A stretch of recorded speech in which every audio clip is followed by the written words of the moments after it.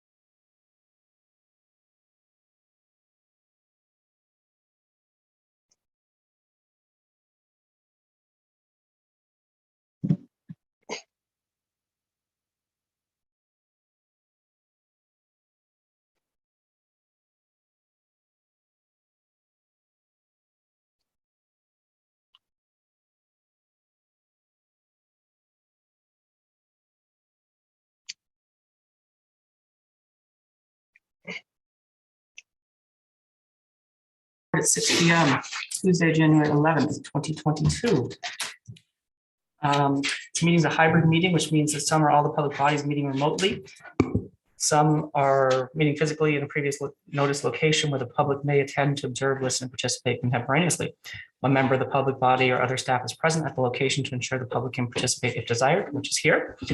Please note that while we strive to provide means for those attending remotely to participate in the public comment period, there may be technical difficulties or reasons that otherwise prevent or interrupt remote public participation. Therefore, it's important to note that the open meeting law only ensures the public's right to participate and comment at a public meeting by attending at the designated physical location as posted in the notice and warning. If anyone has difficulty connecting, please look at the agenda, which can be found online, and will tell you how to put a call and how to connect. All right. Would anyone like to lead us in the Pledge of Allegiance this evening? I'll do it. Great, thanks, Joe. I pledge allegiance to the flag of the United States of America and to the republic for which it stands, one nation, under God, indivisible, with liberty and justice for all. Joe? Okay, we have no business before us this evening as a, oh, we do, sorry, as a liquor control board, the authorization letter, so.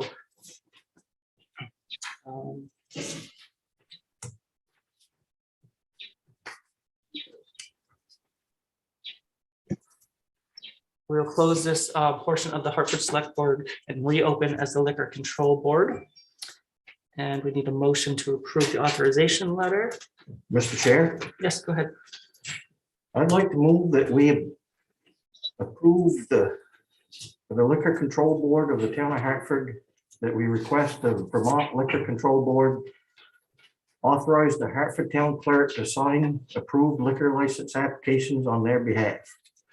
We understand it is our responsibility to approve or disapprove all applications submitted to the town. at a duly warned meeting, and the town clerk shall only sign application to attest to the action taken by the board and noted in board meeting minutes. Right, is there a second? Second. Second from Joe. Any other discussion? Any other discussion or comments? Hearing none, call the question. All in favor, say aye. Aye. Lanny? Aye. Okay, thank you. So it's unanimous. Now we'll Can you close- guys hear me okay? Just Yes, want to we make, can. yes? Yes, we can hear you. Okay, thank you. Sorry. We'll close this portion of the Liquor Control Board and reopen again as the Hartford Select Board. Next up is the order of agenda. Is there anything that people want to look at? Mr. Chair, because we are going to be hashing out the budget and increase in officer's stipend earlier on, do we want to have that closer to the budget conversation or no? Just a thought.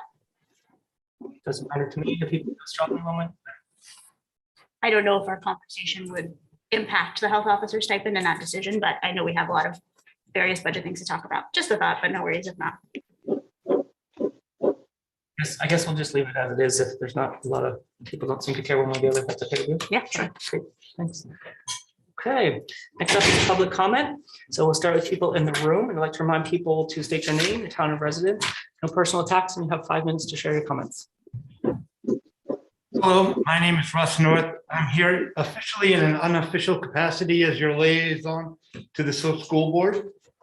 We are having a presentation at our meeting on the 26th from the parties who are proposing the improvements to the Haven. And we're inviting all members of the school board, select board, sorry guys, to attend. And if it needs to be a joint meeting, you're certainly welcome. That way we figure get all the information out in advance of the public hearing on the 14th. What date was this? 26. 26, is that correct? You guys don't let it get yourself. Lanny, can you mute yourself, please, because we're getting feedback in the room.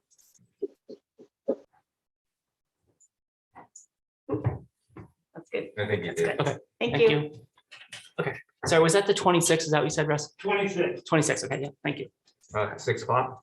6 o'clock. Presumably hybrid. Russ, presumably hybrid. What's that? Kim asked if there's going to be a. hybrid, yes. As of now, who knows? Okay.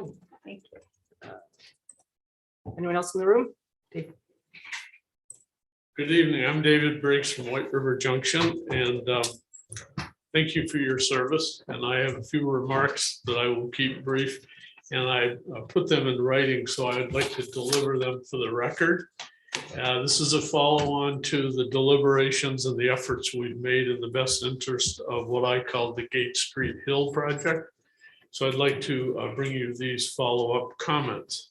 And these are my own comments. As you know, we did canvass the neighborhood. We reached out to 300 people and we got 50 responses. But these are my own, okay? And I have strong feelings about them. Not that that matters, but just so that you know I'm here with enough energy to add emphasis to them. This has to do with the apparent notion that we would go forward, we the town, to improve Gate Street Hill. And we left the last meeting with the understanding that it would be a one-way traffic down as sort of a part of the design statement to the consultants, and that the scope of the project would be just the hill. So on the basis of that understanding, I'm here to tell you with my own emphasis that I really think we're missing the mark if we don't include sidewalks on Fairview Terrace. I think that's a safety issue. I think it accommodates pedestrians and children, and whereas pedestrian access on the hill has been a primary consideration, it seems ironic that we would have come away from this with no sidewalk along Hillcrest Terrace. It provides additional speed control by street narrowing, which we've all acknowledged makes a difference. It's historically correct. Every one of those houses was built with the notion that a sidewalk was part of the site plan. And if we're ever going to do it, it's the most efficient way to proceed when we're bonding. You wouldn't ever want to float a bond for just that sidewalk project a year or 2 or 5 years down the road. Furthermore, Hillcrest Hill is still not protected in terms of need for speed control and sight distance.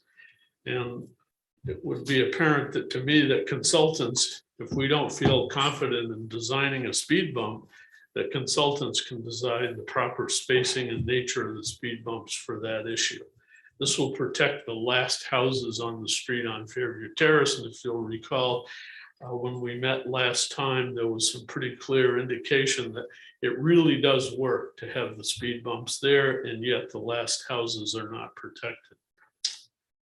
Pedestrian access to the village has not been historically up Gate Street Hill anyway, ironically. It's always been through a series of some really interesting traverse pathways crisscrossing that entire hillside.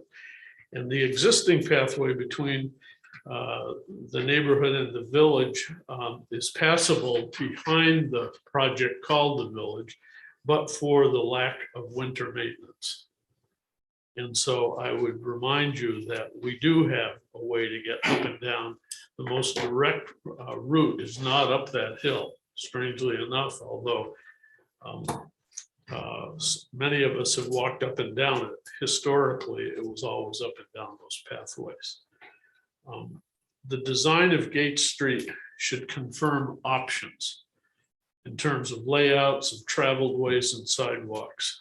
I don't think that it's prudent to go forward without having the added benefit of our consultant so chosen to say, this is the design. Let them design Gate Street Hill to provide, among other things, for the eventual option of two-way traffic, because none of us know enough about what our future needs and desires would be. It's my impression there's enough space there under certain controls and limitations to eventually have two-way traffic if we were to design it right.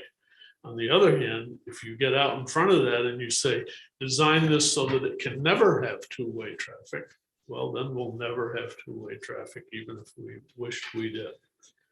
So those are my thoughts as a resident, taxpayer, stakeholder, and professional civil engineer, and would offer them up for the record. I'd like them to be duly noted and made part of the record. And again, thank you for your service. If there are any questions, I'd be happy to try to answer them, but I've tried to say it all. Thank you. Thanks again. Thank you. So that's it. Are we removing our masks for the lady that wanted it removed or not? I'm up in the air now. We've gone backwards, so I So just leave it whatever on? you feel comfortable with is good. Yeah, Okay. thank you. My name is Heidi Duto. I'm from White River Junction. I emailed, did everyone get their email? Okay, I tried to be professional, email it ahead of time so that you guys would be prepared for my questions.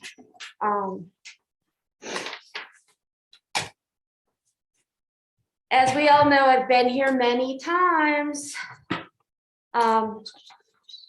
We have been having issues with RVs being parked down at the municipal parking lot on South Main Street. And I've been told many times over that we are waiting for signage. And on December 28th, that signage was put up on that parking lot. And that signage states, let me pull that signage up because I have pictures of it. Sorry. Pursuant to Municipal Code, Chapter 220, Article E3, 220-13, no vehicle shall remain parked in the same parking space for a period of more than 7 days. No unregistered or otherwise abandoned vehicles shall be allowed to be parked. No camping or overnight sleeping. Vehicles in violation of restrictions shall be towed at the vehicle owner's expense. And I'm not being rude, disrespectful, or any other means. But I have been told by you, the select board, many times over that we were waiting for signage. The People living in the RV have been there since November 4th. We have an RV policy in this town stating that they are only allowed to be in that RV for 14 days. It is now January 11th, I believe. I may be even wrong on that. January 12th, No, 12, 11. 11th, excuse me, 11th. We have another RV, the Scotty Sportsman, that I have on my camera as being there since, excuse me here, the August. I'm sorry, I didn't have the date here. It's in August. It was registered to New Hampshire with 2012 plates. They have been removed. Neither vehicle now have any license plates on them. Therefore, they are unregistered. Can you please explain to me why nothing has been done on either vehicle? We have rules and regulations in this town. We have ordinances that are being violated. I have listed them. I have emailed to them. I don't understand why we're not doing anything, people. People are living in that one RV. We have human waste because there's no bathroom for these individuals to use. We have human waste being exposed to our grounds over there. Please explain to me why nothing has been done there. That's one question that I brought to you. Can I stop you for a second? Please, can we stop have my you- clock because I know I have 5 minutes? Yes. Thank you. And you've called the authorities? You've called the Hartford Police on that? You Because- told me, excuse me, Joe, but you told me that you, the people here, you did not tell me I had to call the cops. You did not tell me I had to notify Hartford PD myself. You said you would take care of this once the signs were up. I contacted. Well, I don't think I said that. The board has told all me, right. and I believe it was you yourself. I'm No. not gonna hold you to it, No, but no, the board told me. No, I said, what I said, we could not enforce it until, because we gave the people that we would not enforce. This body, we make the laws, and then we have an enforcement mechanism that is the Hartford PD. So hold on one second. Town manager, is it possible for you to call Hartford PD to check this out? One of those trailers is gone. Okay, The second one does not have a ability for us to tow it. It has a ball hitch lock on it. So we are needing to figure out what we want to do next, whether that's pick it up with a loader or try to reach out to those people and let them know that we will be towing it. But without a ability to tow it, we are literally having to think about whether we're going to physically lift it up with a tractor, Sure. trailer, or I don't know. I don't Okay. do heavy equipment. okay. The second one is gone. So, and so the reason I'm saying, because I just want you to understand kind of the mechanism behind it, and I also want you to understand when you come up, we do take what you say seriously, and I don't want you to think that we're blowing off or anything. And anybody that comes up and takes the time, and I know this is important to you, so this board and every person on this board takes what you say seriously. So so that's where we are as far as that's concerned. I just wanted to answer that first question, and please continue. Dennis, go ahead. Thank you, Mr. Chair.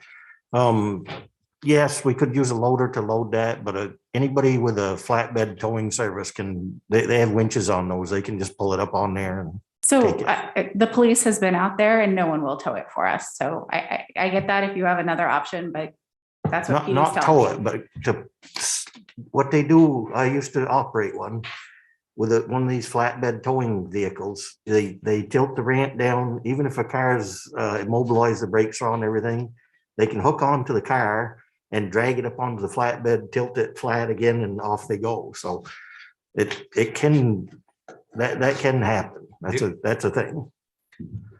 Do you have knowledge of a service that would do that you could help PD or the town manager secure? Monshire Towing, Bob Service, anybody with a flatbed towing vehicle, most of them have those rather than a wrecker. Okay.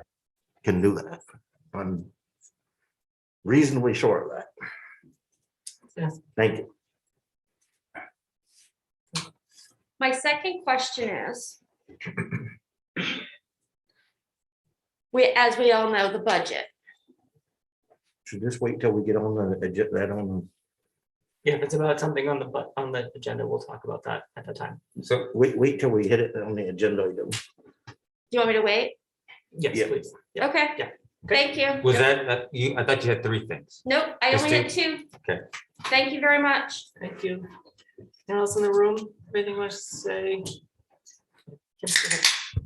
We've got 2 public comments online. Can you bring over Marcy Bartlett?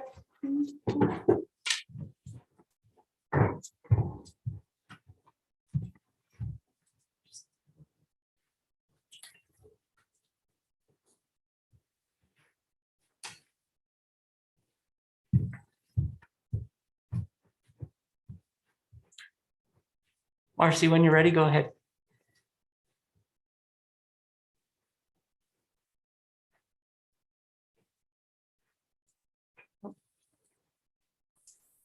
Can you hear me now? Yes, go ahead. Awesome. Somebody just unmuted me. So thank you, Marcy Bartlett and Wilder. I would like to, first of all, thank you for your hard work. Thank you that you make yourselves available to me when I have questions.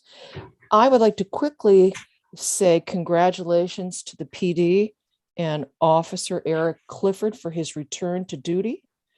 And I would like to encourage anyone who would like to do something tangible to welcome him back in good faith. We have waited for this for a long time. I personally wouldn't mind a round of applause. I don't care what you do or how you do it. I care that we recognize it.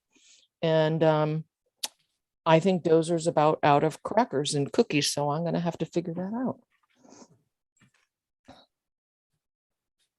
That's it. All right, thank you, Marcy. Okay, can you bring over Mike?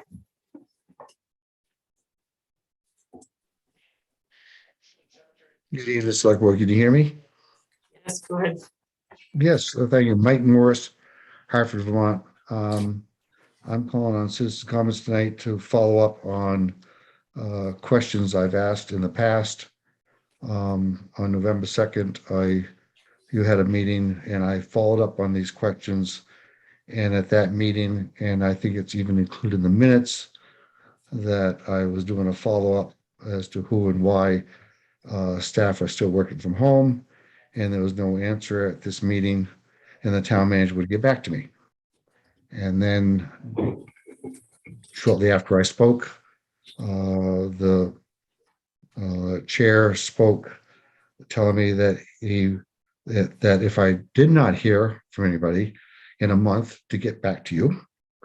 That was November 2nd. And on December 14th, when I recommended we come up with a process for answering questions to citizens, because I feel there's been a weak response to myself and other people about this. I reminded you that it had been over a month. And so I'm following up on that, where Mr. Frazier, you said that if I did not hear from him in a month, that you said you would follow up with the town manager and get back to me. I have heard from nobody. So basically, since November 2nd, now it's January 11th, I've heard nothing from anybody. Can you please respond to that, please? Is that all you want to say? Or do you have other questions? I want to do one question at a time, please. No, we're going to answer all your questions at the end. So if you have other questions, No, continue on with I'm your sorry, 5 minutes. Mr. Chair, you do not do that. It always gets diverted. Could you please answer this one question? And then if I have another question, I'd like to follow up, with all due respect. I just stated so that we keep you to your 5 minutes. It's going to be, and we're happy to answer that after you have your other questions. So that I- you can be prepared. well, let's stick to this one question. If we don't have time for the next question, so be it. We're wasting my 5 minutes right now, Mr. Chair. Could you please answer my question? Okay. If I can jump in, I've consulted with the town manager and how we can answer questions kind of going forward. And I'm gonna let her say that how we're going to do this. But I think this is the process will be a little bit more efficient. I'll be able to get answers from the town manager in a more expedient way. And like I said, I'll let her go over what those things are or how that'll work. Okay, excuse me, if I may speak. I think you misunderstood. My question is the answers to my previous questions, not the procedure going forward. I was told at the December 2nd meeting that if I did not get answers in a month, to let you know, and the chair said, if I did not let them know, and they would follow up, or you, the select board, would follow up, but it's in the minutes. It's on video. And then on December 14th, I reminded you that it's been over a month. And now it's up to you. As the chair said, he would follow up. I want to know what you have done to follow up to get me answers. That's what I'm talking about, not the procedures going forward. Joe, I know you and I have discussed this.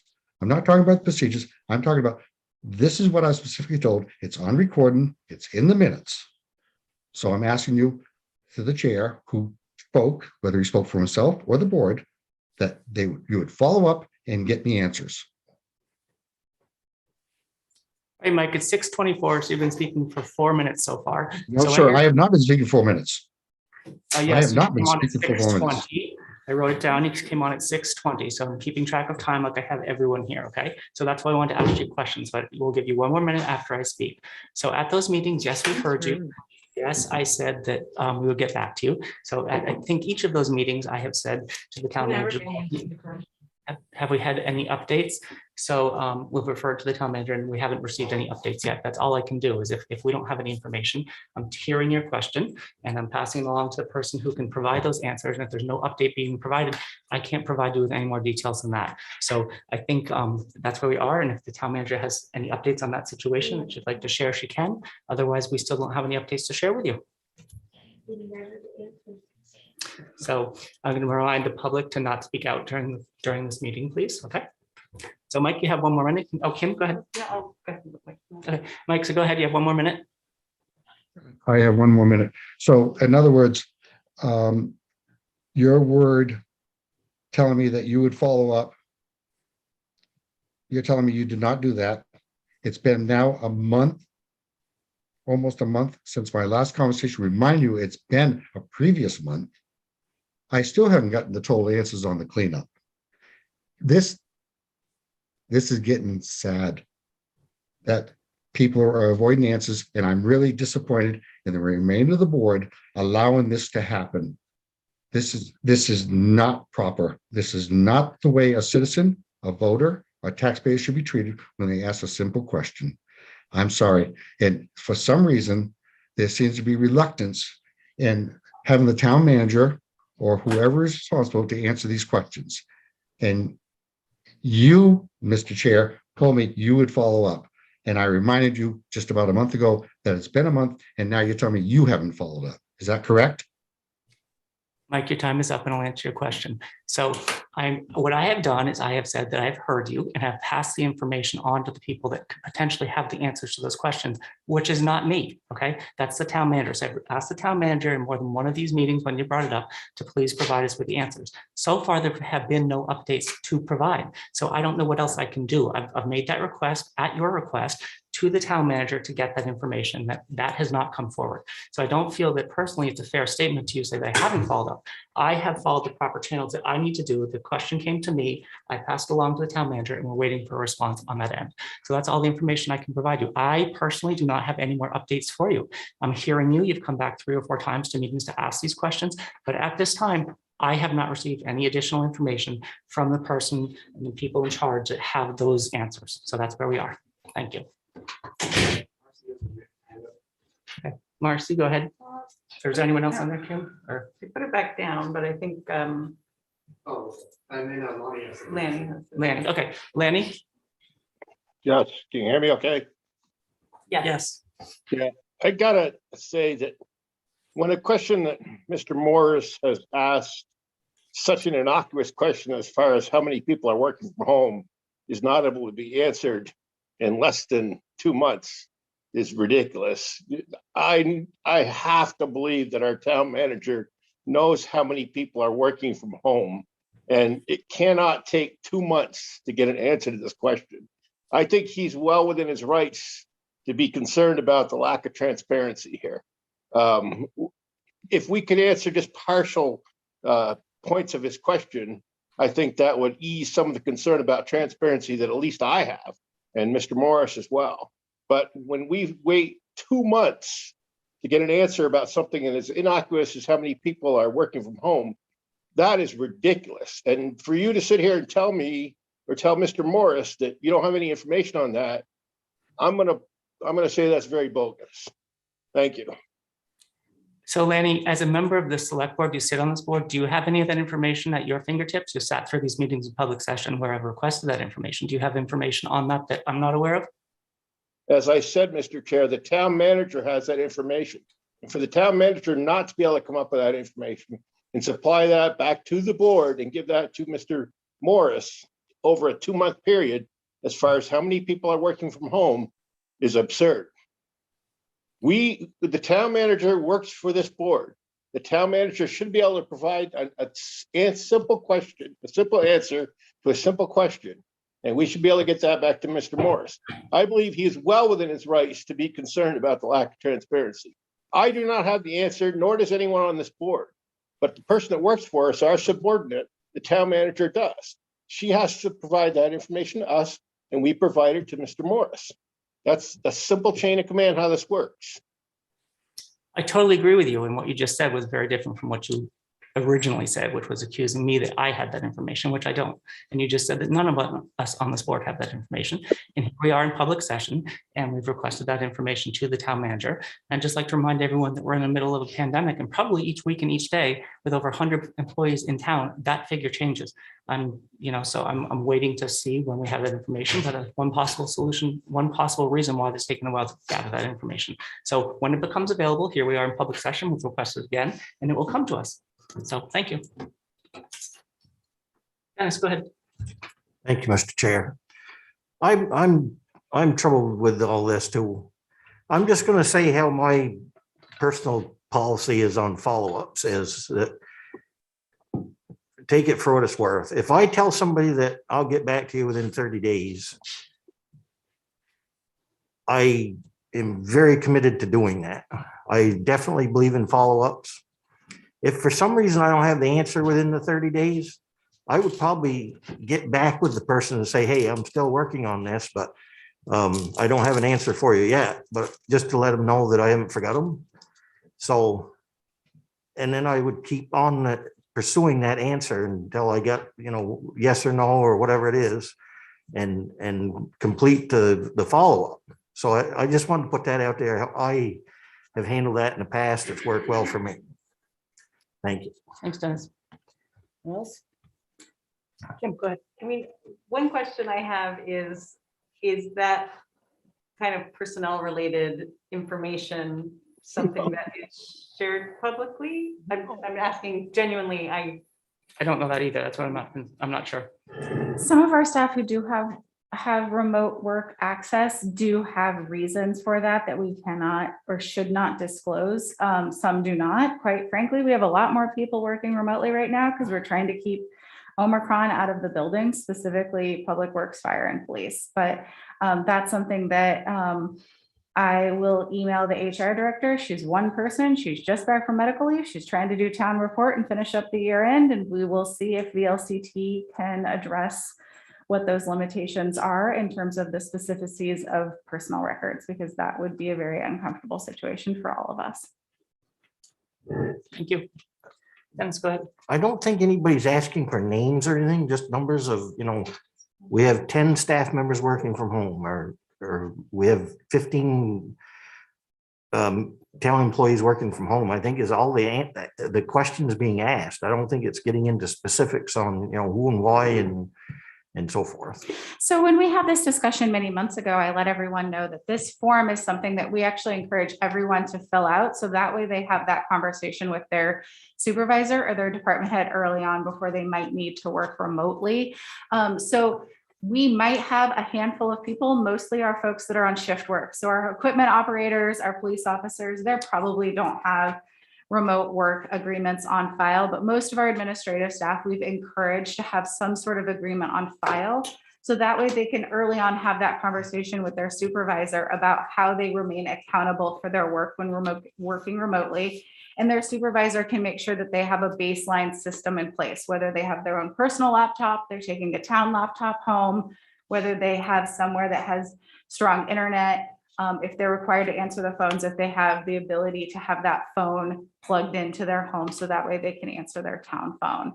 So in terms of who's working, who has an agreement on file, I would say the vast majority of the staff have taken advantage to having those conversations and reaching agreement with their supervisors on what that would look like on an ad hoc basis. And that even means that if someone has a need to be home to take delivery of a washing machine, it means that they can take solely that 1 hour off for that washing machine arrival rather than taking an entire day off, which means they're doing more for us than just hanging out at home for a full day. Their washing machine is arriving. Mike, go ahead. Thanks, Mr. Chair. I'd encourage Tracy to get the answers to that. I will say, I'm still sort of puzzled by why we need to know this exactly. I mean, unless you believe people who work at home just don't work as hard as people who are actually like on the job, I just don't see why it really matters how many people are working from home. We're in the middle of a global pandemic. I mean, get the numbers by all means, but I still just don't see the reason unless you think people who work at home just don't actually do anything. So that's my thought. Okay, other questions online? Mike has his hand up again. Mike has 5 minutes, so we're going to skip that for right now if there's other people. Anyone else in the room have comments? Okay, so we'll move on to select board comments and announcements. Kim, go ahead. I'd just like to ask, sorry, but in my eye. Folks in the room, there's a sign-in sheet at the table by the door. So if you haven't signed in, please do so. Thanks. What else? Dennis, go ahead. Just quickly, I think all of us attended the cannabis meeting here last night, and things that I learned, I didn't know until last night that taxing this is different from what gets taxed for recreation and gets taxed for medical reasons. So that's something I learned. I learned quite a few things, but I'm going to spell that all out. We're going to talk about it later, but I was glad to see folks there last night, and tonight I see a few familiar faces, and I'll leave it at that. Thank you. Mike, go ahead. Thanks, Mr. Chair. I echo what Dennis says. Very excited to talk about cannabis tonight. Also very excited to talk about the budget. I think, it'll be good to go over there, see if there are any misconceptions out there that we need to clean up. And I certainly hope that the number of people attending here and watching tonight as we go through some of the budget issues are as numerous as those who get their budget info on social media and other places. Thank you. Thanks, Mike. Anyone else?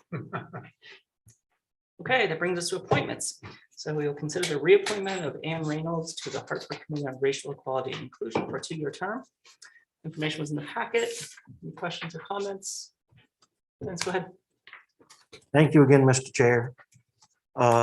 I have worked with Ann on, I haven't lately, but some time ago attended some HCOREI meetings and worked with her. She's awesome. I have absolutely no problem with this application. I just keep wondering why we can't get the previous application so that new people that are on the board would be familiar with their background and so forth to see that, because new members, any members might not be familiar with this. And so I think that would be a valuable tool in the future. Thank you. Thanks, Dennis. Yeah, Mike. All right, thanks, Mr. Chair. Thank you, Dennis. I know that Dennis had mentioned this earlier in someone who reapplied, and they didn't include the original application. So if that's something we can add, it'd certainly be helpful for me as a new board member. And I think if I remember correctly, you did bring it up, Dennis, and I think some of that information is available in the files. And if it's someone who's been on for a long time, it's not available. So I think that's an up and coming thing that will take some time to kick in. But I think that request has been heard. And I think that maybe Anne has served for a long time, and perhaps her file is no longer available as easily accessible as other people. But that's a good point. Thank you. Thank you. Joe. Thank you, Mr. Chair. I'd like to make a motion. I'd like to move that we reappoint Ann Reynolds to the Hartford Committee on Racial Equity and Inclusion for a 2-year term beginning January 11th, 2022 and ending January 10th, 2024. Like to second that? Second from Dennis. Any further questions or comments? Hearing none, we'll call the question. All in favor, say aye. Aye. Aye. Lanny? Lanny's muted. Lanny, you're muted. I'm sorry. What was it? I'm sorry. I was talking to my phone. What's the question? Do I have anything? Yes, we're having a select board meeting right now, Lanny. We have a proposal here for the reappointment. So there's a motion on the floor to reappoint Ann Reynolds. Yes. Okay, thank you. So it's unanimous. Okay, town manager's report. Yeah, so you all got, here's how I kind of want to let this roll. We'll let you read SIGACs on your own from the department heads. You've got a long thing about the police chief search, but just wanted to let all the folks out there know that you all got an email from me on Monday that we are dealing with Omicron. We have staff out with COVID. We have staff waiting for tests during positive exposures. We have staff out with children with COVID, and we have staff that have lost their care providers because those care providers have COVID. So we are doing a number of things to mitigate. Police, fire, and public works have updated their operational plans. That means that not only can we get an ambulance or a police officer to you, but we have plowed that road to get that police officer, that ambulance to you. They wrote these out in March of 2020, and we're revising based on Omicron. We're also working on town hall and any other departments that get a lot of walk-ins, specifically the clerk and finance. We're keeping an eye on this as property tax bills come due. So if you get your tax bill here in the next few weeks, I can't remember exactly when they come in, and you think about dropping a check in the mail, that might be your strongest option as we continue to deal with people in and out of the building. We have extended our COVID sick time allowance to staff. It was on the books in 2020, and we're opening it back up again. So that way, if we have people that need to isolate, they don't have to make that choice about being upfront and truthful about their exposure based on their sick time. We want them to take their time and not infect other people. We are identifying any staff member that can and is able to work remotely, and we are especially targeting police, fire, and public works admin staff to reduce the load of people in those buildings. We're also locking down most of that building. I don't think even I could get into dispatch at this point unless I really needed to. So we're asking people to stay out of the buildings. We're not letting people into the back unless they need to be there. And we're just trying to reduce the number of noses and mouths in those 3 buildings. We are reminding everyone that we have a mask rule in place, and that especially goes for town hall. So if you're out there, please wear your mask when you're in one of our buildings, especially.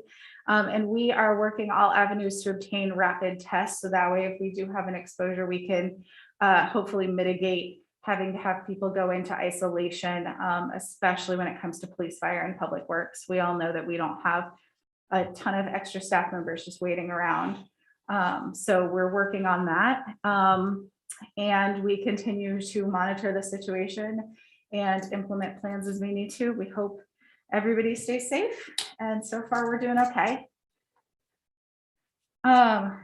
So the major part of my town manager report focuses on our search for a new police chief. We've contracted with the International Association of Chiefs of Police to help us open up kind of a new chapter in Hartford Police, while also providing, continuing our department's commitment towards excellence.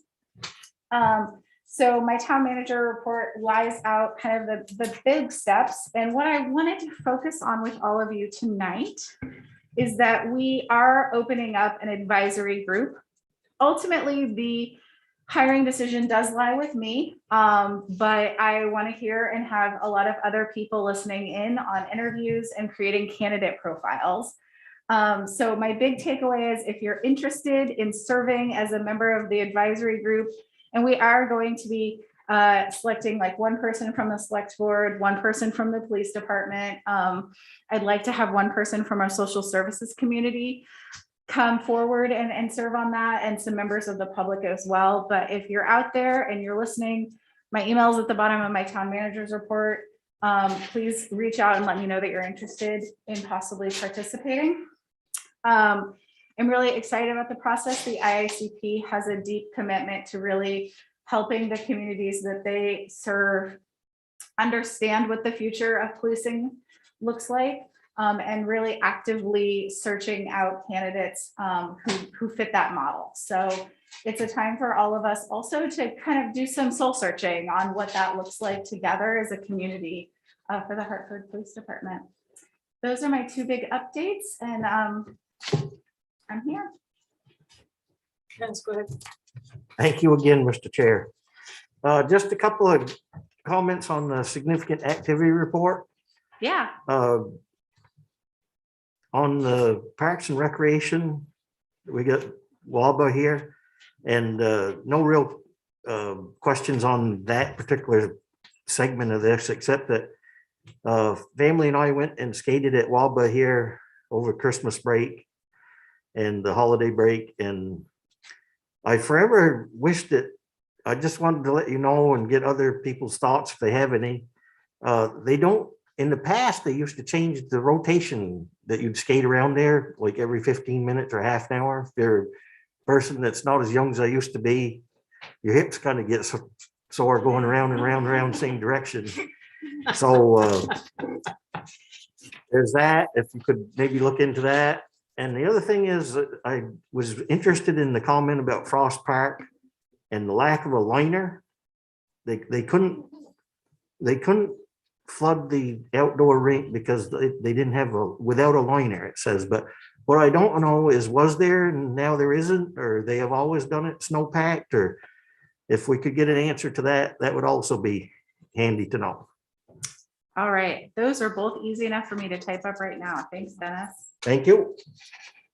Mike, go ahead. Thanks, Mr. Chair.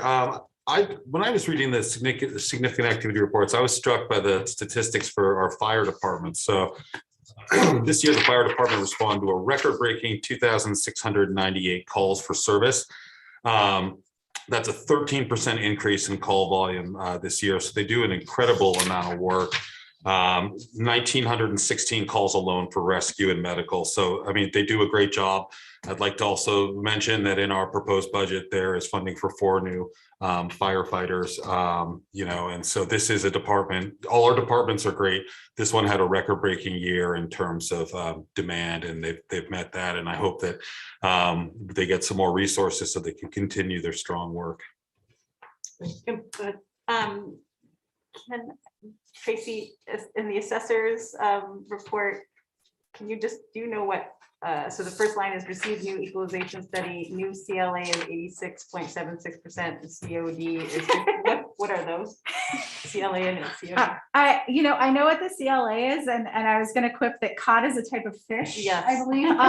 The CLA is the common level of appraisal, and it's, here's how I think about it, and Joe is actually gonna be up with us later remotely, but we might get a little derailed. So the common level appraisal, I'm gonna owe Joe a coffee, is the difference between kind of what is and what has been appraised. And when they get too close together, that's what triggers a reappraisal for the community. And the state actually forces us to do that when the common level of appraisal hits, I believe, 85%. So we're getting close in terms of what things are appraised at, and what the market rate is has changed so drastically. And I know none of us are shocked at that, but I believe Joe's thinking that we'll probably get that requirement from the state here in the next couple of years, if things don't change dramatically in the real estate market. Thank you. In terms of the cod, I can find out for you, besides it's a kind of fish. Cash on delivery. Yeah. Yeah. Who else? There is a hand up for Lanny. Lanny, go ahead. Thank you. PP for the police department. I would like to ask that the town manager keeps appraised of where we're at in the process for that, so the select board could have an idea of where we're at. And also, I'd like to take deference to that comment you made, Mr. Chairman, about my inattentiveness here. I actually am taking time from my vacation 3,000 miles away to tune into this meeting tonight. So I think perhaps you might cut me a little slack, but I know you won't. So thank you. That's it. I think he was joking. Any questions or comments? Okay. You go on to board reports, motions and ordinances. First up is Year of the Tree Proclamation. It's in our packet. I think we have some members of the tree board here too. If they want to come up and say anything, go ahead. Good evening. I'm Karen Watson. I live in Wilder. I'm representing the tree board, and I'm also here with the support of the Conservation Commission. We're requesting that you designate 2022 the Year of the Tree. And with so many challenges, challenging issues facing towns and cities now, I think it's a fair question to ask, what seriously can a proclamation do? First of all, I think it might serve as a reminder that at this point, the level of carbon dioxide in the Earth's atmosphere has exceeded 400 parts per million, and the optimal level for human health is between 250 and 350 parts per million. We have a lot of catching up to do, and trees, quite frankly, produce oxygen and improve air quality and water quality. Second, a proclamation could help remind us of the importance of striking that very important balance between commercial growth and habitat density and the need for sustainable, livable, healthy natural environment with healthy tree cover. A proclamation may expand the awareness also of the emerald ash borer, and that if left uncontrolled, it can significantly alter our landscape and also add to the town budget. If we don't get that one right, how to deal with it.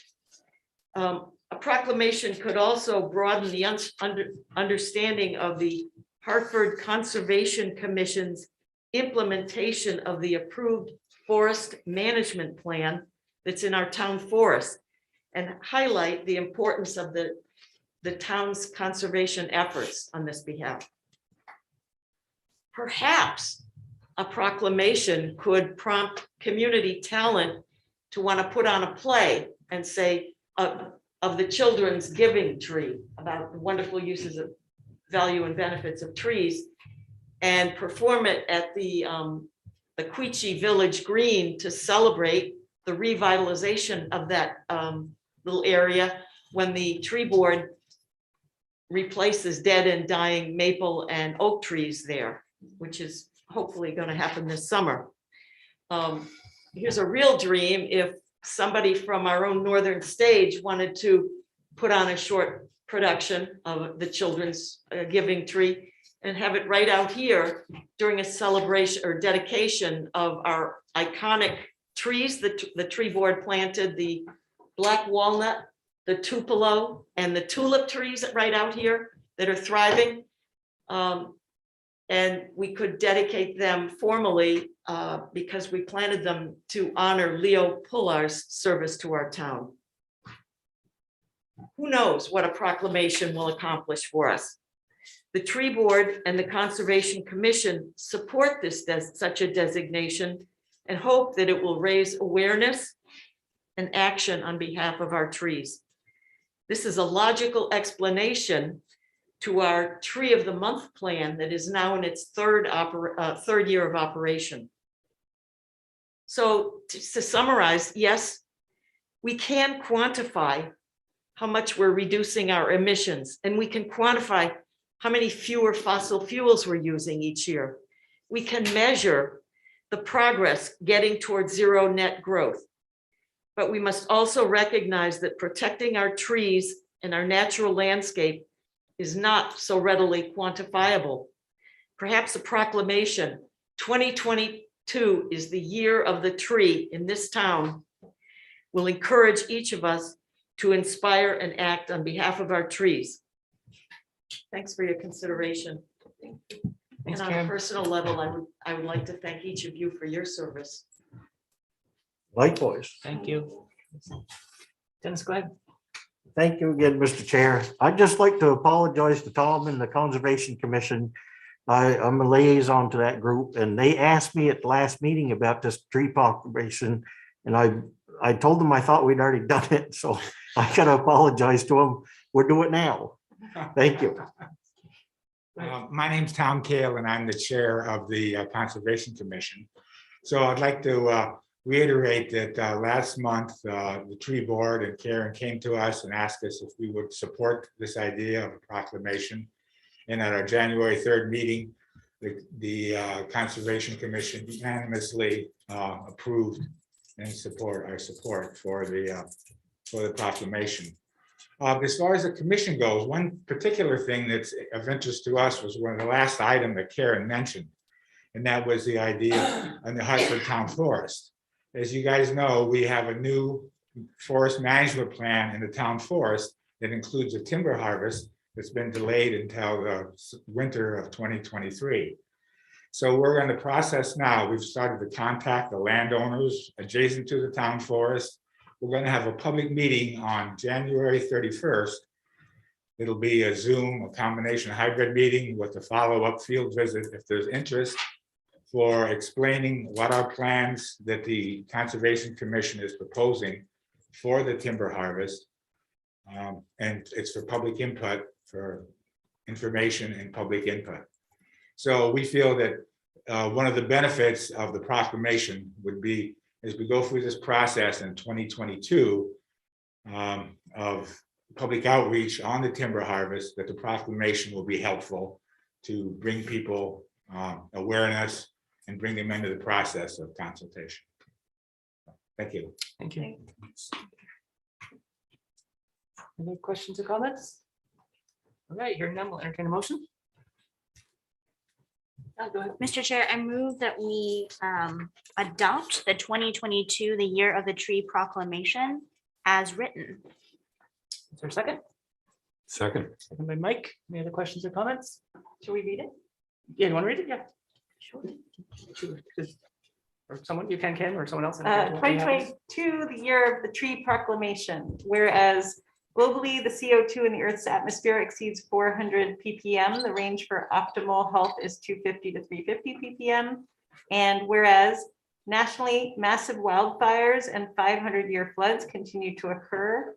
Whereas locally, the emerald ash borer arrives in Hartford, Vermont, and is expected to destroy our ash trees.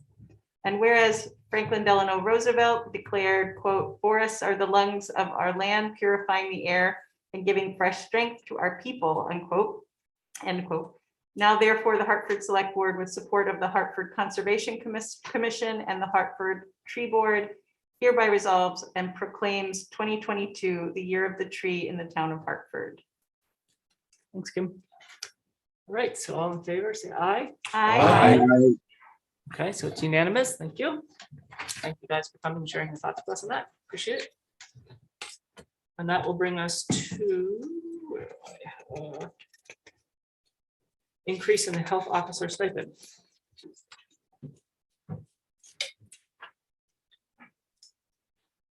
So let's see, so we have to approve this increase in a separate motion according to 18 VSA 602. All services rendered by the local health officer shall be provided by under the control of the select board. So any discussion on this one? All right, hearing none, we'll entertain a motion. Mr. Chair, Yeah, go ahead, Kim. I I move that the select board increase the compensation for the health officer position to $5,000 annually. Second, Second from Lanny. second, Any other questions or comments? All right, hearing none, we'll call the vote. All in favor, say aye. Aye. So it's unanimous. Thank you. Okay. We're postponing the loan and bond applications, that's correct, right? Yes. Okay, so that will bring us to, do you want to do break now or do you want to do cannabis now? It's seven. How does the board feel? Raise your hand if you want to take a break now, or if you want to do cannabis first. How do you answer that? Yeah. Rephrase. So raise your hand if you'd like to take the break now. Okay, so I guess we're gonna do cannabis right now at 7, which is great. Okay, and then we'll take a break after that as we get closer to 7:30. Okay, so, yeah, Can I backtrack for one quick second back to the health officer? I'm just trying to find that, just to clarify where that was listed under in the actual budget. Like I'm just doing a search for health officer because I remember we had a certain amount in there, we bumped it up and there was questions. I'm not finding it under just searching for health officer. It's in a funky place.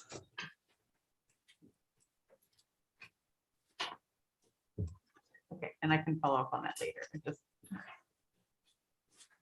Yeah, let me take a look at it while y'all discuss cannabis. Great. How's that? okay, thank you. Great.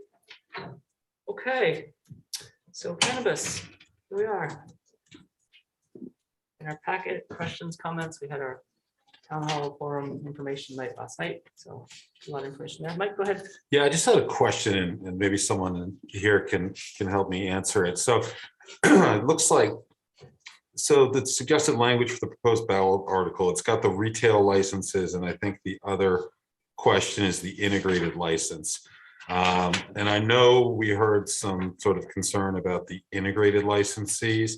So we could do maybe a little background, just, I mean, that's someone, right, who they hold different kinds of licenses.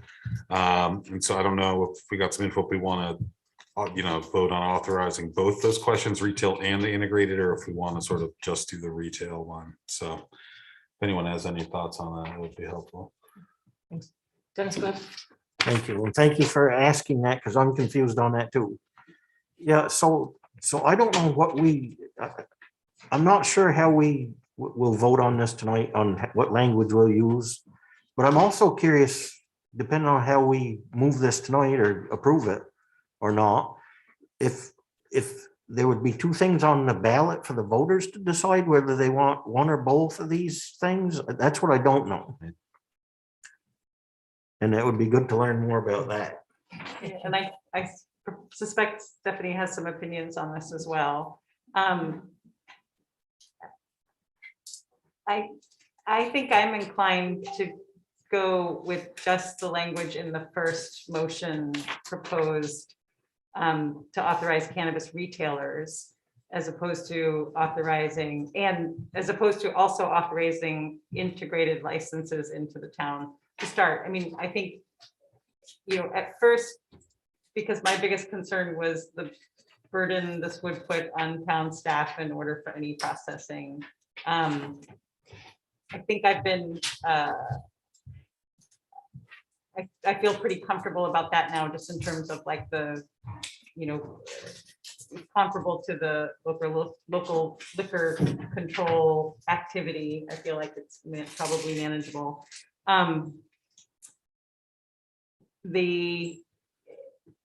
I guess, again, I'll defer to Stephanie has a very concise kind of description on the difference between integrated and just cannabis retail. In my understanding is that what the limitations of why the integrated licenses are only accessible to these larger out-of-state companies is because the state limits the number of those integrated licenses to a number of 5, a quantity of 5 of those licenses. And so those are already held. So it's not like a small independent business can acquire one because the maximum is 5 and those are already taken. And so therefore, I'm kind of inclined to say, let's start with the independent small retail, which also, it sounds as though the legislature is also kind of favoring more equitable local access, production, those kind of things. It doesn't mean that perhaps in a year or 2 that we might also consider accepting integrated license. It's not like we would say no forever. We would say no for this year, and then potentially even add to the end of this first proposed motion as of October 2022, so that if one of the bigger companies that has a retail license, as well as the laboratory and the cultivation and the cultivation, I'm sorry, it's a cultivation twice, wholesaler, manufacturer, etc., they can have those licenses as of May 1st, 2022. So if we say limit it to as of October 2022, we're basically leveling the playing field and say, okay, we're going to start with small independent cannabis retailers and see how that goes. And then if there's an inclination to expand it for some reason, then we can open it up to integrated licenses. But Thanks, Kim. Dennis, go ahead. Thank you again. And I understood most everything that was mentioned by Kim. There's a couple of things that I'm not clear on yet on that part, and that is, I guess if we just do basically the minor one, the retail, the local thing, that both recreational and medical can be dispensed from that. But from the presentation last night, I thought it made it sound more likely that if you go with the other option as well, or in addition to, I'm not clear on which, that it would be easier for the medical stuff to be dispensed from that. And that's why I wonder about this. And the other thing I'm wondering, a former planning and zoning person, if you had a hotel chain coming into town, as long as it fit zoning, you couldn't say we wouldn't allow a hotel or it would be done on square footage or something. You wouldn't be able to limit the business by saying no hotels. You either have hotels or you don't. You can't, other than square footage and that sort of thing, parking and all these other things, you can't just leave a business out because you don't want it. That's not free enterprise and so forth. So I do wonder about that too. Hoping to learn even more. Let's go to Mike and then to Kim. Just one quick thing. I mean, if we had a retail license, I don't know if that would preclude, like, if there was like the 7-Eleven of like cannabis retailers like nationwide, they could probably still like apply for one, right? I mean, we can't tell them not to. So, I mean, if we had the retail license, I think if there was a big cannabis chain somewhere, they could always apply for one. I don't think we'd be excluding them, based on their location or their size or anything like that. The retail licenses seem like they're open, for anyone who applies. Then I want to clear again on the differences between these two options, because I thought one was more of the mass merchant chain store type thing versus local. I think the integrated license, right? Couldn't you have like one company that like grows it, tests it, ships it wholesale to retailers, right? Like it's a totally integrated operation. Like we grow our own cannabis, then we bring it to our own retail stores and then we sell it. as opposed to here's just a retail license, people get the cannabis shops, you know, and then they have to go find their wholesaler and things like that. So I think it would prevent having a licensee that was like totally, what do you call it, vertically integrated or something, where it basically controls everything from the manufacturer to the wholesale to the retail sales of its own product. So I think that's why it's probably limited, at least to the big corporations, is that they actually have like the resources and capability of acting as, you know, sort of a start to finish producer, wholesaler, retailer. But I would certainly defer to Stephanie. She seems to know quite a lot about this. So that's my thought. Thanks, Mike. Kim? Mine was just sort of a historic note of one way that zoning did exclude a particular type of business was back in the day of the anti-nudity ordinance, where they decided as a town we didn't want strip clubs, and so there was the public anti-nudity ordinance, which was, I think, then reversed. But you know, that's sort of an example of an attempt to target. But in this case, But that was all or none.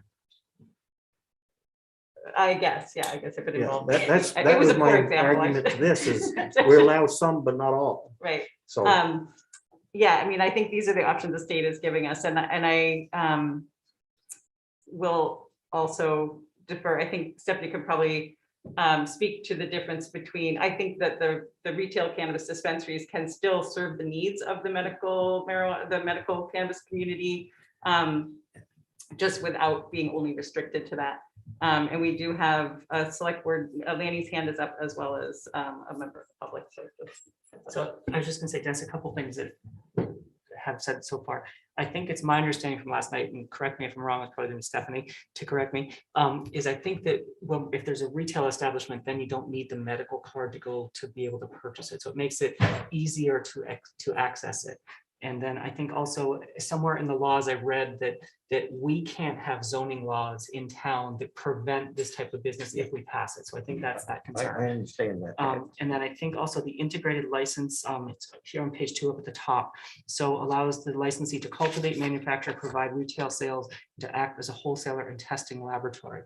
I like Kim's idea of doing this in steps, but I wonder if I understood correctly, I think that this has to be voted on by the town. So I don't know if we'd want to break it down in 2 separate sets. Otherwise, we'd have to put it back on the ballot for the town just to authorize the integrated licensees, is my understanding. I could have that wrong, but yes, just letting people know. So that's all. So that's my understanding of it. But like I said, I may not have it all right. Please. So, yeah, I mean, I don't think there's any, I mean, initially, I felt like, well, we could just wait a year to do this and then see how things go. Like the retailers can't actually start operation until October 2022. The integrated license operators can start May 2022. So if we authorize both of these now, it essentially could give the opportunity for one of those 5 licensees to come into Hartford and sort of like establish their territory before the playing field is leveled, so that the smaller retailers have the opportunity to establish themselves. So I'm saying, as far as timing goes, let's consider giving just starting slow, saying, okay, independent retailers that have incentives through the state legislature to, you know, purchase in small quantities from local growers, those kind of things, to just basically say, okay, let's start this scale, and then if there's indications, if we get whoever the sitting board is or whatever is on the select board at that time gets requests to say, well, we'd like to see an integrated license business come into town, and then we can put it on the ballot in March 2023 and ask the voters if they want that then. That's my That helps me a lot, what you just said. I can't imagine why the legislature set it up that way. I would have thought they would have turned it all on at once. Yeah. I don't know why they would favor one over the other, but that helps me a lot. Thank you. Okay, Lanny, go ahead. Thank you, Kim. I appreciate you trying to break that down a little bit. It does help to clarify things somewhat. I have to say that personally, from my own perspective on this, as a person, the taxpayer within the town of Hartford, I am personally against cannabis sales within the town of Hartford. However, I did listen to Emily and I listened to Joe Trotter yesterday, and I fully respect what they have to say. I don't think there's been enough from the other side of the coin on this, but I do also respect the voice of the people to make the decision on this. And even though the people that support me, I feel, would vote against this, I am going to vote yes on this to take it before the taxpayers to have the vote of the entire voting population of the town of Hartford. I just want to make myself clear that I will vote for this, but I am personally opposed to the idea of it. Thank you. Stephanie, go ahead. Hi, thank you. Stephanie Waterman, resident of White River Junction. Thank you for last night. I really appreciated the board sort of recognizing that the vast majority of people present were messaging that they'd like to vote on this. And I got a sense that most of you heard that message, and I thank you. I want to report to you tonight that as of tonight, I have 433 signatures on my petition to get this on the ballot. And so we are, very close to hitting the required number by the January 13th deadline, should that be necessary. But I hope it is not, based on tonight's vote. I'd like to speak just a little bit to the integrated licensee. I think there's some confusion in sort of the write-up from Tracy, and there's a couple of points where I just want to clarify. So the integrated licensees, as Kim said, are just available to our 5 current medical dispensaries. It is highly unlikely that one of them will come into the town of Hartford. They're going to go where they're already set up. They're ready to open May 1st. They're ready to turn the switch. Part of the reasoning behind the legislature giving them a 6-month head start was that the legislature wanted it to happen quickly. And they knew that the medical dispensaries already had in place the structure to kind of handle that and just say, okay, now we're going to start accepting adult use, provided they have enough product on hand to continue to serve their medical patients, which is a really big concern in the state. The problem with that, from my point of view, is that it creates this unequal access for independent retailers. And it gives this 6-month head start to monopolize the adult use market in the state to these 5 multi-state operators. They're all very, very large cannabis corporations who are all owned by, they're all out-of-state corporations or out of the country. One is a Canadian company that owns 2 of our dispensaries. So this money, essentially, we gain the tax money from these sales. These are out-of-state corporations.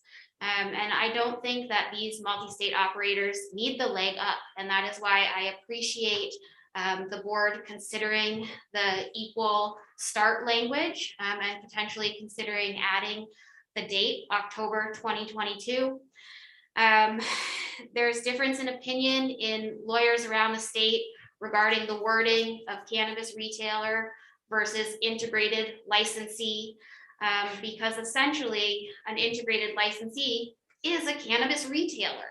And so they could argue, even if we exclude the word integrated licensee from our ballot measure, they could argue that they are indeed a cannabis retailer, or they could just apply for a cannabis retail license and come in anyways. I'm not opposed to having one of these businesses operate in our town. I think especially given, potential tax revenue, there's a benefit, and they'll bring jobs and all of that to our community, which I support. And I support everyone being able to operate in this industry who wants to. What I am against is favoritism, and especially favoritism towards large corporations who don't necessarily deserve it. And that's why I do encourage the equal start date language. I also would like to point out that the wording in the proposed ballot measure on the agenda is a little bit convoluted, and I think we can work to tighten it up and have it be closer to our proposed language on our petition, which was, shall the town of Hartford permit the operation of cannabis retailers that are licensed by the state of Vermont pursuant to 7 VSA Chapter 31, such sales also being subject to any local ordinances or regulations the town may lawfully adopt. I did like how Tracy added in some other sort of explanatory stuff that helps people understand adult use. You know, I think maybe we could look at that term, like an adult use cannabis retailer, instead of, you know, selling cannabis products to adults 21 years of age or older for off-site consumption. I don't know if we have to be that explanatory about it in the actual ballot language, but I'm happy to talk more about that.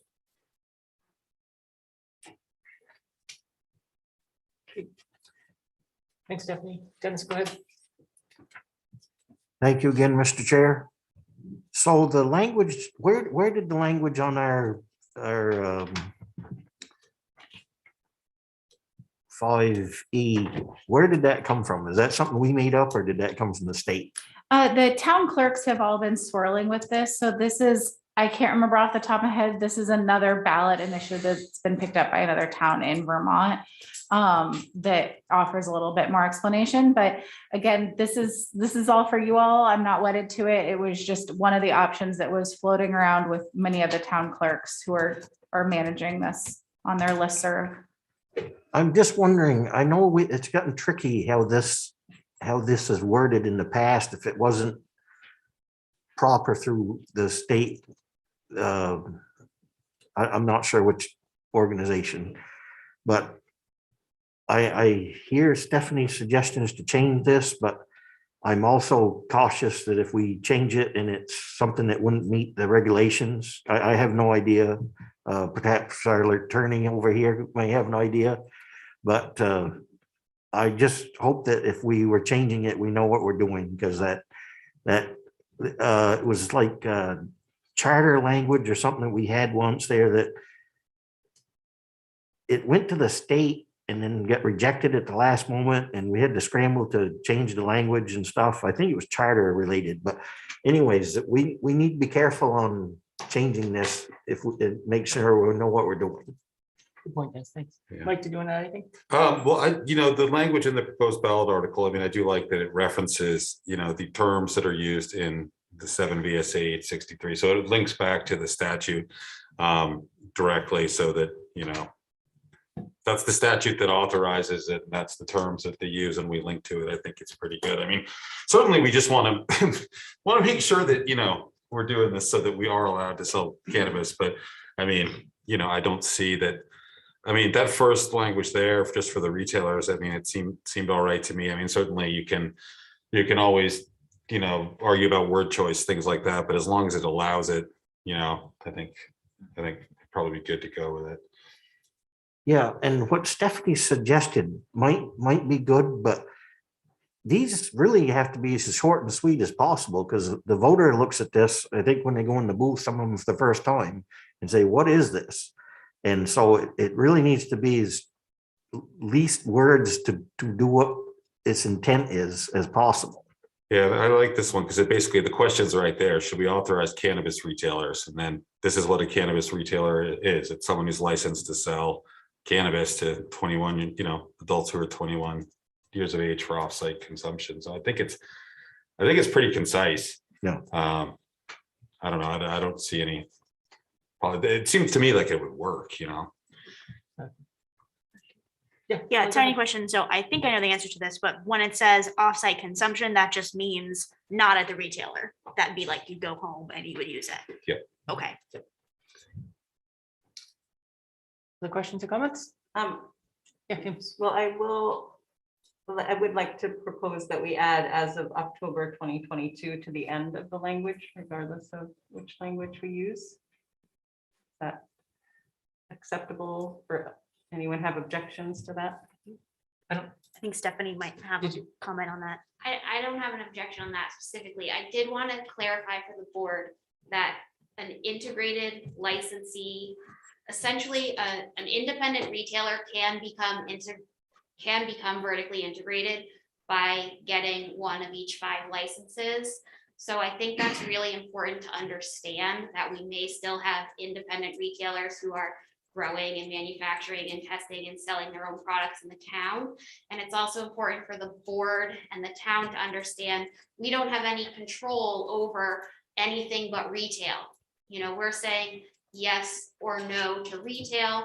We do not have the option to say no to cultivation or to laboratories or manufacturers or those other things. And that is very purposeful, because we need to bring the underground market in to the legal market, and we cannot restrict those businesses from operating.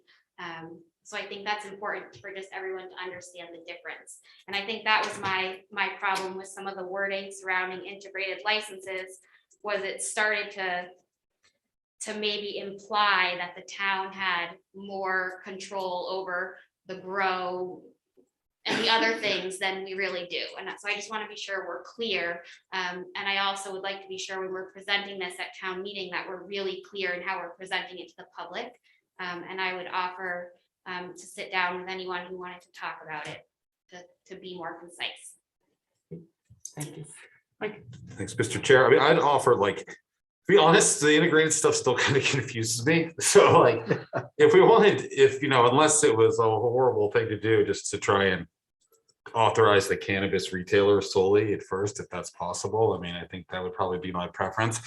Adding a date language like October, I mean, that locks us into October. There's always the slight chance the legislature would be like, no, let's not wait till October. Let's do it like in September or July, right? I mean, it's possible. It's probably very unlikely, but it doesn't lock us into October in case things actually change. So that's my thought on that. Yeah, Yeah, it's not a deal breaker for me. I do feel like if the like, we could say something like no sooner than October 2022 or something like that. And that way basically there's the advantage is with the small retailer, no matter what. Like, Yeah. if it's just about leveling the playing field. But do we want to vote on the integrated ones too? I don't. Yeah, I mean, I think sounds like we just want to vote on the. I'm having difficulty finding, and I know I've found it before, but I'm having difficulty finding the actual legislation from 7 VSA 863. Have you pulled it up? I haven't pulled it up. We got a comment from online too, but after then. yeah, Dennis, go ahead. Well, they're probably researching what I was gonna ask. I know that our language in 5E says October 22, but and you're checking this, I guess. Is that date in that state statute? That's what I wondered too. Yeah, I Do we need to somehow remember repeat it, I that. guess is Yeah. why Yeah, I mean, Act 164, I mean, this is from the agenda, from the memo that Tracy prepared. Act 164 was enacted in October 2020. It allows towns to vote to allow adult use recreational cannabis retailers. Medical dispensaries will be able to sell to the public starting May 2022. Hartford does not have a medical dispensary. New retail operations can start selling in October 2022. So basically, by adding that limitation, I would say, like, because if there is an integrated licensee, they are also a cannabis retailer, which is what Stephanie just explained. So they could come down and apply for a permit and open in Hartford in August of 2022. Basically, like, I mean, this is capitalism. This is our, it could also be denied, and we could say, like, whoever is sitting on the board at that time could say, well, we want to wait until October to approve the first permit or something. I mean, we still have to like really establish our local cannabis control board if we're going to do such a thing. So I also think putting that time on it also gives us sort of a deadline to be prepared to start accepting applications for those things, and for the clerk's office and all that, to basically establish the process to approve or deny any applications. But I can't find it under. I don't think that this possible cannabis control board could say, hey, thanks for the application, but we're not reviewing this yet if we've got it. If it's some state statute that says this starts October 22. I don't see that board could say, well, thanks, but no thanks yet. So I just want, I heard that not a deal breaker, it's not a deal breaker for me either, but I'm just arguing whether it was repetitive language more than anything. Right. Kim, was there online comment? Yes. And then we'll go to Miriam in a second. There's now two hands up. Okay. Can you bring, do you want to do Miriam We'll do first? this and Okay. then we'll go to Can you Miriam. bring Marcy over? And Laney has his hand up again. Hi, can you hear me? Yes, go ahead. Hi, thank you. Marcy Bartlett from Wilder. This is a complicated matter, of course, and so I'm trying to follow the train of thought of everybody's comments here. A couple of things. One, I have made it clear that I am against having a dispensary in the town at all. I want to still go on the record as having said that. That's my point of view. Two, the wording that goes on the warrant, it's important to me that it indicates if it is or is not, does or does not include access to medical marijuana. My understanding is that retailer, it was for recreational use, not medical. Because if you ask the question of, I asked this of my own husband, and he did not know that having a retail cannabis dispensary would mean it was not medical. I'm unclear on that. And the fact that I'm unclear, and I've been following the conversation over the last weeks and months, I have to believe that the public will be unclear as well if they haven't been following the conversation. Okay. I'm concerned that in haste to get it on the warrant, we aren't doing our fellow voters a service if we aren't clear ourselves. So I will add too that the idea of revenue and jobs, we have plenty of job openings available in the town of Hartford. We're not hurting for jobs, we're hurting for workers. And in a pandemic, obviously, that's even more complicated. So finally, the Hartford Community Coalition has a seminar on the 13th, Thursday. You can sign up for and listen and watch the presentation from the gentleman from the town hall meeting a few weeks back, not the one last night, but the prior one. And within that group that evening, several weeks back, there was clear disparity of understanding and points of view. So it's confusing if you follow this closely. And I am really reluctant to see this voted forward to put on the warrant if there's this much lack of clarity. I know people want this. I know that that's true. I just feel that once you open it up, there will be matters to clean up afterwards, and that's not a good way to do business.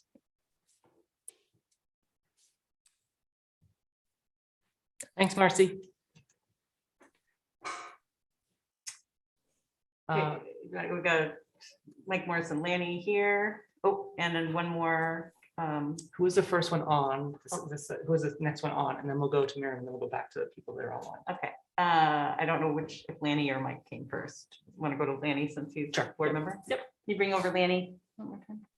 Or Lanny, you go ahead. Thank you. Yeah, my concern is along the same lines of Marcy and what Dennis stated. The question that I have still, and I think if other members of the board are being honest with themselves, we don't completely understand 7 VSA 863. And if we, as the board, do not understand this completely, at least I don't yet, and we present this before the voters, there's going to be a lot of unanswered questions. And I'm just not sure how we can present this in an educational way to the voters. In my opinion, the select board's made errors in presentation to voters in the past. And as Marcy stated, we just need to approach this carefully going forward to make sure that everyone has everything they need. And as Mr. Brown has stated before, sometimes the voters really don't know, so they just accept it on face value. So we just have to be very careful in this. And I'm not sure how we're going to get this across. Thank you. Just a quick comment, Dan, thanks. I mean, the only thing that seemed to be kind of confusing is the integrative license, and I don't know that there's support to go with that. The retail license allows people to get a license to sell cannabis at a retail store, like they're selling beer or something like that. I don't think it's all that confusing. And I think the voters of Hartford are perfectly capable of educating themselves about this issue and making an informed decision if this is on the ballot. They'll either pass it or they won't. I mean, I don't know. I think there's been plenty of information about this. It's fairly straightforward, and the voters will make up their mind. We got to trust them to do it, Yeah. Thanks. And I think that it's my understanding that already you can purchase medical marijuana in the state, so that's already happening. And as we've heard, there is a petition out there which has very close to the number of required signatures. So whether we put this on the ballot as the select board or whether they do, I'm feeling pretty strongly that it's going to be on the ballot either from us or from the petition. So I don't think that is something that we need to worry about. In all likelihood, it's going to be on the ballot one way or the other. So thank you. Miriam, go ahead. And just to add to what was just said, we're short about 20 signatures right now, and we have about 48 more hours to get them, so they probably would be obtained. And also to Lanny's comment, if people do have questions on the subject, certainly Stephanie's made it, she's willing to talk to people, and so am I, to answer questions the best that we can. Originally, when I stood up, we were talking about deadlines, and just if it was going to be helpful information to the board, September 1st is when they're planning on accepting applications, and they haven't actually published their application online. We don't know what it looks like. We can look at other states and have an idea of what level detailed information they're going to want to have, but we don't actually have that application. And there's someone else online. You said Two more. okay. Mike Morris.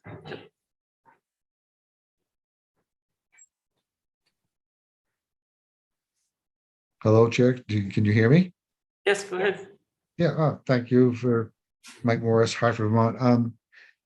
If this is put on the ballot with talking about the VSA 783, whatever it is, would we not, I believe we would, but I'm asking this, would we not be required to post that VSA within the ballot booth for people to be able to read while they're looking at this, to have an understanding of what that VSA is?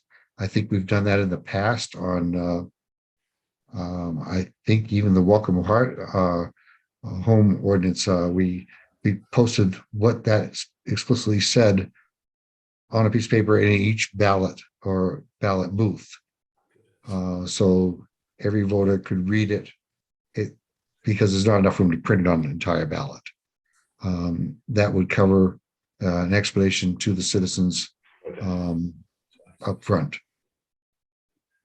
So I think I'm correct that we would have to post it, but I'm asking to verify. I'm not sure about that. I think that's a question for the town clerk. I think she would probably know. I'm not aware of that. So I don't have an answer to that, but we can find out, and I'm sure that we will make sure that that is done correctly, whatever we have to do by law to do it. It was my understanding that there's not supposed to be any material in the actual voting booth, but I don't know that for sure. So I'm not sure. We can find out. Okay, thank you. Go ahead. Yes, Joe Trottier, I spoke last night. I just want to clarify my position. I am in favor of medical marijuana sales, okay? But I am not in favor of recreational sales. And you know my reasons, if you were there last night, the carnage and the death, that people say that drugs are not the gateway to all of the other drugs, to heroin and all of that. But from my experience and my knowing and having, I regretfully say, having participated, I know that they are all gateway. Pills, alcohol, marijuana, they are all gateway to the path of destruction. I mean, they kill, people die from these things. So what I would say is, I would hope if you have put a question to the people. First of all, well, let me qualify this. From my experience, I'm out and about and I talk to people all of the time. You know that I've been involved in politics and I've served on, I guess, 40 years of various boards and commissions in the town of Hartford, and I'm a participator. I've made a lot of mistakes in my life, but I own up to them and I've learned from them. But I speak to people all the time, educated people. I'll talk to them about something going on in the, the Valley News. Oh, where'd you hear that? I read it in the Valley News. Or I've seen it on television. They walk around, the majority of people don't care about the issues. They walk around with their heads in the sand. They are not well informed. I'm sorry, I have to disagree with you, Michael Hoyt. They are not well informed about this issue. And I certainly hope that other forums will be held. And I would like to see this. If you're going to put it on the ballot, they should be 2 separate questions. One regarding medical marijuana and the other about recreational sales. I think they do not combine them on the question. I think that would be a huge mistake. And the uninformed don't care one way or the other. From my experience, I'm serious about that. I talk to a lot of people all the time about these issues. So I would really like to see these things separated. Thank you. Thanks. Just for clarification, medical marijuana is already allowed for sale in the state of Vermont. So this is separate. This would just be the retail portion. Okay, I hope so. Was there someone else online, Kim? Yep, Okay. one more member of the public, and can you bring over first listed as Momo, please?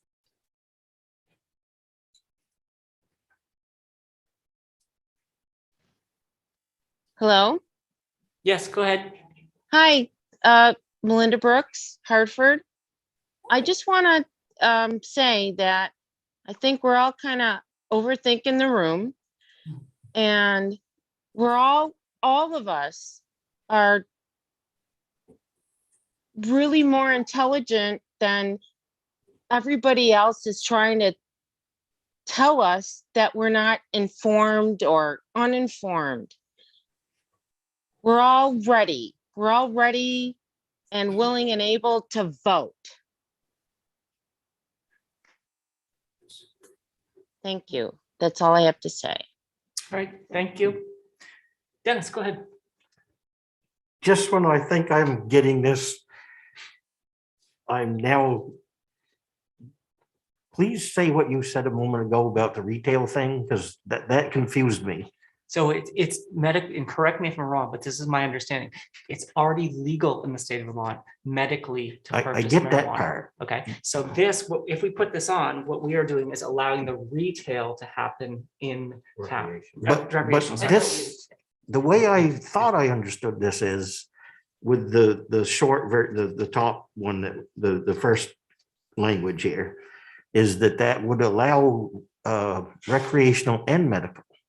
So people that have a medical card Okay. could go there as well and purchase Okay, it there as that- opposed to going to, I think, Montpelier. I thought I was hearing something else. Yeah. And then going back to somebody mentioned about adding the words recreational medical in the thing to go on the ballot. I didn't think that was a bad idea. Again, I don't know if we want to change languages and run into trouble, but that does kind of spell it out. I mean, if a voter was pondering this and say they were less interested in the recreational, but definitely for the medical, and they knew that was in there, I wondered if that would be something worth putting in there, or would we get into trouble, or the state would kick it back? That's what I don't know. think it might be more confusing, but I'm not sure. Joe, go ahead. Well, medical is already legal, so we don't have to put it on there. This is only for recreational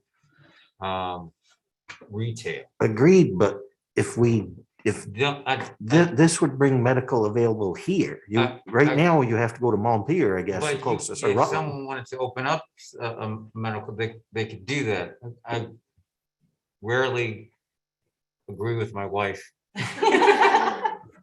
but we are overthinking the room at this point. I think so. Remember, Dennis, before. I love you. I'm in retail- trouble now, just so we know. Before retail, you could only buy it legally if you got a prescription from a doctor. So you take that to your medical establishment in Montpelier or wherever and you'd get it. You know, now if it's retail available and you have a prescription, you can just go there and get it. You know, it doesn't make it necessarily medical marijuana. It just makes it cannabis you're buying.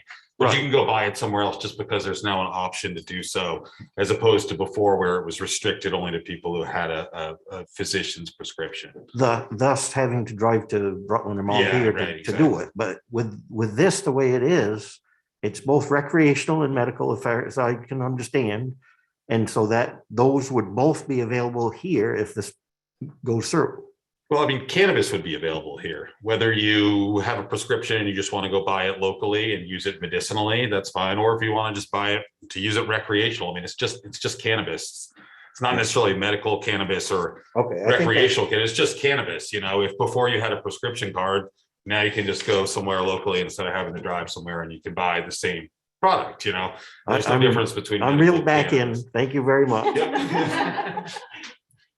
Stephanie, go ahead. Yeah, we are strictly talking about adult use or recreational market. We prefer the term adult use. We are not discussing medical. The confusion, I think, comes in the integrated licensees. Our current medical dispensaries will become integrated licensees on the adult use side selling recreational. So I think that's the confusion, you know, because we talk about these 5 medical companies, but we're not discussing bringing medical. Medical is here. You can have it delivered to your home if you are a registered medical patient from a dispensary. There's no difference between medical cannabis and adult use cannabis. The only difference is who is allowed to buy it and how it is taxed. Medical will not pay the 20% tax. So, you know, a medical patient could walk into any adult use dispensary and they're discussing waiving those taxes if you have a card. So you don't have to just go to your one dispensary in Montpelier or Burlington or Brattleboro or Bennington or Middlebury, North Carolina. So that's the difference. It's all the same product. It's all the same product. Does that help Yes. clarify? Yep. Thank you. Go ahead. Stephanie, I think this question might be best answered by you, actually. But for me, I think one. Can you just state your name and your town? Oh, sorry, my name is Rocket, live in White River Junction. Thanks. A point of confusion that I have is it seems like one of the confusing aspects is that there is currently no medical marijuana dispensary here in Hartford. So it sounds like the conversation is being confused around, are there current town laws that are barring them from opening shop? Or do those 5 integrated licensees just simply have chosen not to open here? So they could already today if they wanted to. Could you sort of clarify? And so then this whole vote on adult use, they could come anyway for the purpose of medical. However, this vote on adult use would be inclusive of that for all consumers. Is that correct? Thank you. Thank you. Yeah. Ally. And yeah, thanks for that question. And it's my understanding that, again, similar to adult use recreational cannabis, that same with medical dispensaries, the legislator is saying that towns are not able to bar someone that wants to be able to open a medical dispensary at this time because it's already legal across the state. So there doesn't happen to be one right now, but there's nothing that, would allow, to my knowledge, maybe Tracy has other in planning and zoning folks, et cetera. But I think the legislator does not allow the town to bar medical dispensaries because it's already authorized at the state level. Thank you.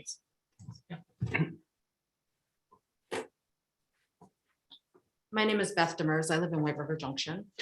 And I just wanted to say that I think the idea, I think part of what's confusing is the word recreational. It belies a vision of people sort of partying and using marijuana and cannabis for just party reasons. Right now, I'm a therapist. I work for myself. I'm a private practice therapist. Many of my clients use cannabis already to and have over the years, past clients as well, have used marijuana or cannabis products for medicinal reasons, for anxiety, for depression, for pain management, and all kinds of other medicinal reasons. They're just getting it from the underground. The product is already here. The other thing that I really wanted to say is actually, we're not talking specifically about this necessarily. What the discussion tonight really is about whether or not we're going to put it on the ballot. That's the basic question. And so I would like to, suggest that we decide to put it on the ballot and let the people decide. We do have a lot of really bright people in this community. And between last night and tonight, I've heard several intimations that the citizens of Hartford are not qualified or intelligent enough to make decisions about how they read this question on a ballot, or whether they are educated and researching this information themselves. And I just think it's disparaging. We are an educated populace. People are able to read and ask questions. I too talk to many people in the community and have a vested stake in the community. And I hope that we can trust the voters in Hartford to make the decision and speak for our town through their vote. And so I hope that you'll allow this to be on the ballot. Thank you. Thank you. Okay, we got 2 members of the public and Lanny. Okay, so I think we're going to take the 2 members of the public and Lanny, and I think we're going to end the discussion because I think we've had a lot of discussion. So just to be clear with people, that's what we're going to do. All right, so the 1317 number, go ahead with your number ending in 1823.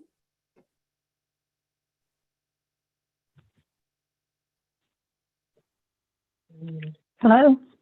Hello, go ahead. Hi, this is Sherry West. I'm calling in as a citizen and not a member of the Hartford. Yeah, town of Hartford. Anyway, to Joe Trottier, can I make a comment, please? Or do I have to direct it to you, the chairman?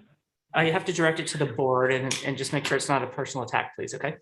It's not a personal attack. What I'm going to say is probably something that a lot of people have already mentioned, and Stephanie is well-versed, more so than any other person that I myself have talked to and had the discussion with. And it's not just about the marijuana, it's also about the products, the CBD products that she sells. What my statement is going to be is that people are saying that it's, the damages that can cause, or this can happen or that can happen. Right now, people are currently allowed to grow plants on their own. You don't know how many a person is growing. You don't know what they're doing to the product. You don't know if they're lacing it with something and everything else. And I'd be more inclined to go to a retailer to purchase the product instead of purchasing it underground. I think that having it available to people that need it for their medical needs, or even just if it is recreational, you're not going to have the chance of somebody violating state statutes and lacing the product or doing something else with the product. And myself, with medical conditions and everything in that, whether it's used for recreational or whether it's used for medical, and I don't even know if you want to use the term recreational, it's just that you have the opportunity to buy it, but you also have the opportunity to grow it yourself. So there's nothing to stop people from doing more, growing more than what they're supposed to, and limiting it to, there's not anybody going around checking everybody who's growing the product at home themselves. But as I said, myself, if, push comes to shove, I would rather go to a person like Stephanie or another reliable and reputable salesperson than do it the other way. And And that's just my own opinion because, you know, some people can't get the medical marijuana. They don't qualify for it when they need it. Anyway, that's my thought. Have a good night. Thanks, Sherry. You too. Okay, and then we've got, We're gonna take these two comments and then we'll decide. I don't really think so. We're gonna end the conversation. we've got Momo again. Okay? Go ahead when you're ready. Hello, I just wanted to say that in the last 10, 15, 20 years, we've dealt with an opioid epidemic. And I think any one of us has been touched by that. And that was just something that was medical and distributed. I think we all need to, we're smarter enough, again, put it on the ballot. We can vote for it. It's nothing, this isn't anything we can't decide on. And that's it. We're smart enough to figure it out. All right, thank you. Thank you. And you said Lanny had his hand up? Yes, he does. So Lanny, when you're ready? Okay, thank you. Yeah, I guess my question would be more for Stephanie than anybody else, or maybe Tracy would know the answer. If a person wants to open up a facility here in the town of Hartford for selling recreational cannabis, knowing that there's no difference between recreational cannabis and medical cannabis, if they decide to sell under the label of medical grade cannabis, is there any government or state regulatory actions that would impact the town that we would have to be aware of? I don't think there'd be any for the retail recreational use, but I'm not sure about if they do sell it under the label of the medical grade, if there's anything for regulatory things that would be impacted. And it doesn't prevent me from voting to take this to the voters. I just curious if it would also impact us in any other ways. Thank you.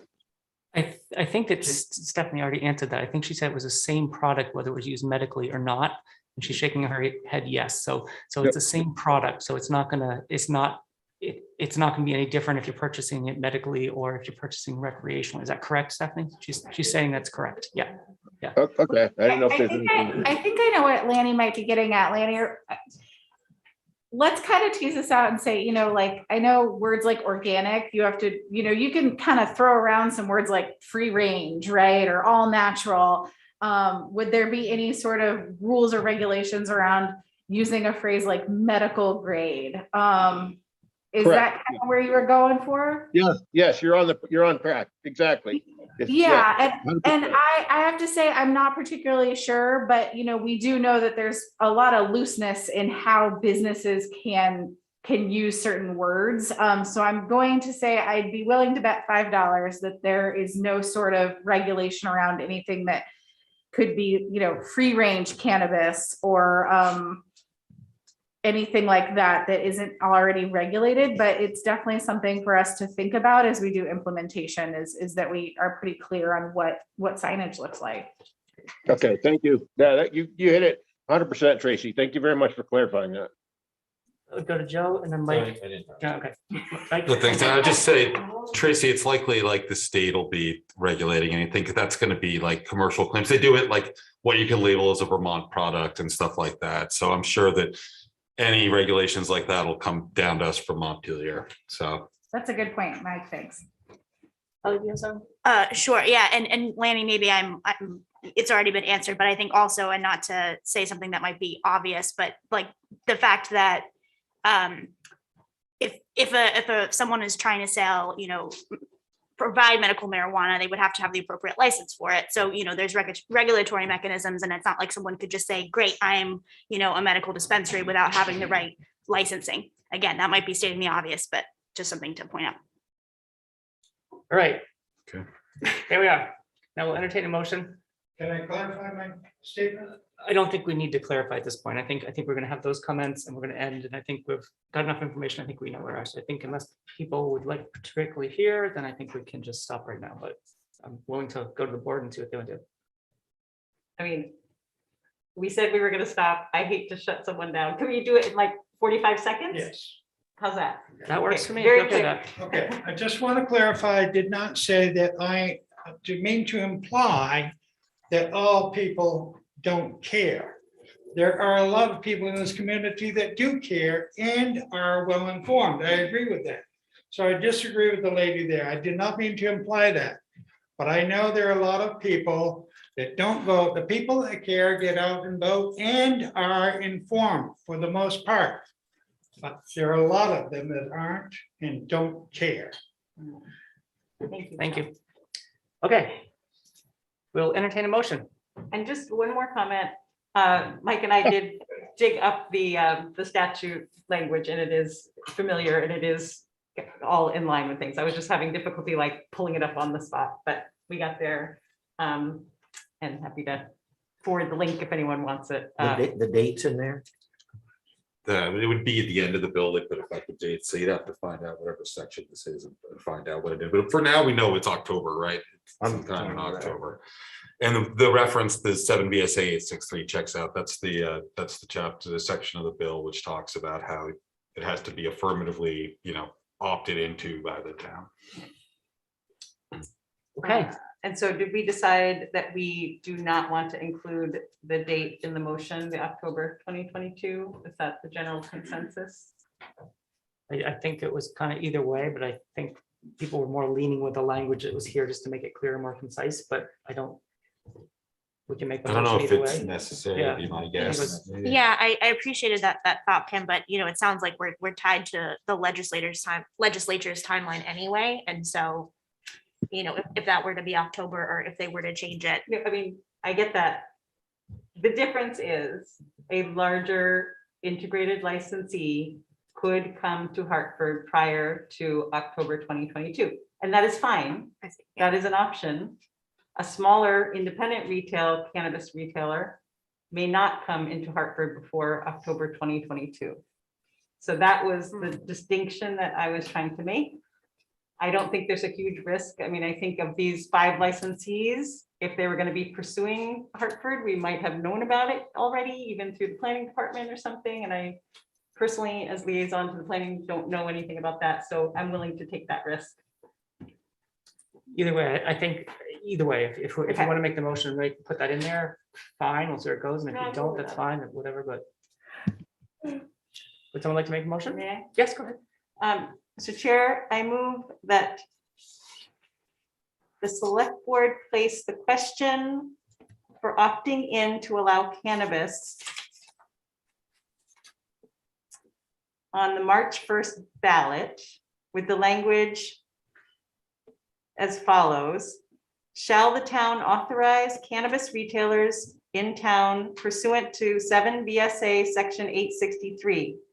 Quote, cannabis retailer, unquote, means a person licensed by the state cannabis control board to sell cannabis and cannabis products to adults 21 years of age and older for off-site consumption. Is there a second?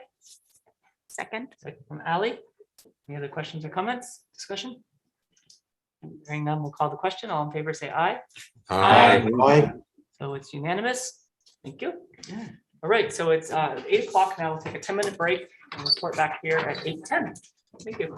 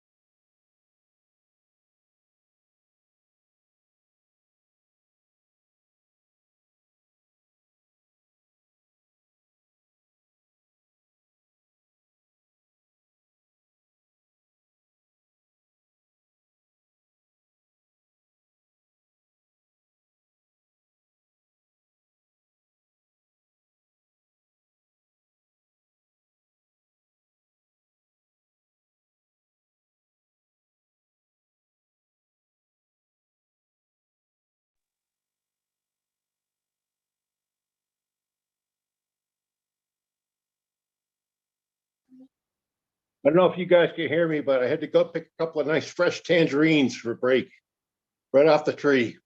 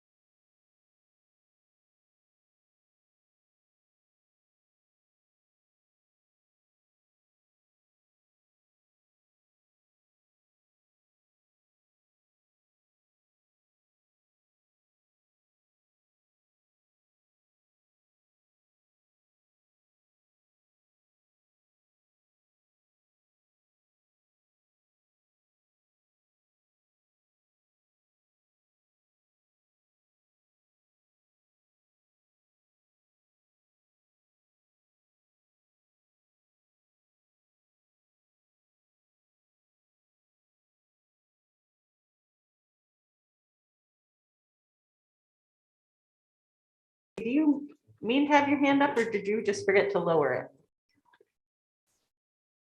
it? Huh? I don't know, she probably has, we'll get that. She probably has a question about the budget. It's most likely what it is. Maybe, okay. So. Okay, so we'll be back in session now at approximately 9 after. So one thing, Tracy, if you don't, if I could ask you, please, if we could follow up, and I'm assuming with Lisa, to find out about whether we need to have that, the verbiage in the booth or how that works. That would be good to know, just so we're not caught off guard. And I think it's probably a Lisa question, but I don't really know. Totally. Lisa says that we did have the WHO ordinance in the booth, but she would be following up with the Secretary of State and VLCT on this option, just to get clarity on this specific Perfect. option. Good. Great. Okay, so that's covered. Fair warning, my Zoom kicked me off a while back. I didn't notice that it's freezing and it might load the audio. So I'm sorry for any feedback as it loads the audio. Okay, great. Good. Okay, so thank you, Lisa, for following up on that. So we will, as we get more information on that, we will share it. And if it's supposed to be or can be in the booth, I'm assuming it will be. So, thank you. All right, so up next, so you need a second to reload. So, is that what you're saying? No, it just, we might have some feedback for a quick second Okay. as my Zoom gets. There we go. We're good to go. Okay, perfect. So actually, we're over to you when you're ready with fiscal year budget updates. Yeah, so I'm gonna assume, based on all the chats that I had with all of you, that we read it. So, I mean, Dan, what's the kind of best use of our time? Is it for me to go through this with you all, or would you like to start with clarified questions? You know, I kind of think maybe reading 3 pages out loud isn't. Yeah, I don't think we need The best use to of my necessarily read out voice. loud what's in the packet, but I think if you can just maybe give us a summary of Yeah. what happened or where the breakdown is, if we know what happened or why. I mean, there's so many people involved, so many people are new and they're short staffed, it's a pandemic. So I understand some of it, but I think it'll be good for us as the board, for the public, and just in general to figure out how to share it so we know that for the future that we don't go down this path before. Yeah. This is not the first case where we've had issues with the budget that have actually been passed, and then I think we've had to go back and rework things and do stuff. So, I mean, there are, previous town managers had these issues in my 3 years on the board. So I think that it's I think it's human error, and I think we just need to figure out what we need to do to fix it and move forward. Yeah, so, like I said in my memo, and we tease this out a little bit more. Right on December 30th, a staff member brought to my attention 3 significant items that were inadvertently left out of the fiscal year budget. And how we missed them is that when I was asking people to review the budget, they were looking for consistency between the department headline, my line, and your line. So they were looking to make sure that commas were commas, numbers were numbers, and that they were matching, because we hand input all those numbers. So my biggest concern was people were typing away and hitting a 6 instead of a 9 or an 8 instead of a 4. So I was like, just let's all make sure that these are reasonable. If there's anything that looks odd compared to the 3, so if a department head put in $1,000 and I put in $10,000, like flag that, let's go back and figure out why. these were all lines that were not necessarily in a department head series. So also when we talk about the budget, we talk about the first segment is the code, right? You've got 10 for the general fund. Second segment, department heads manage a lot of those, but they're usually sequential. So for example, you'll see that I'm going to make up, Parks and Rec might have 311, 312, 313, 314, or whatever it looks like. So these items were ones that were floating off in the 900s. And we didn't know that they existed. And part of this is because, we've had so many people taking on so many different roles in the last couple of years. So you have someone who is acting as 2 or even 3 process owners.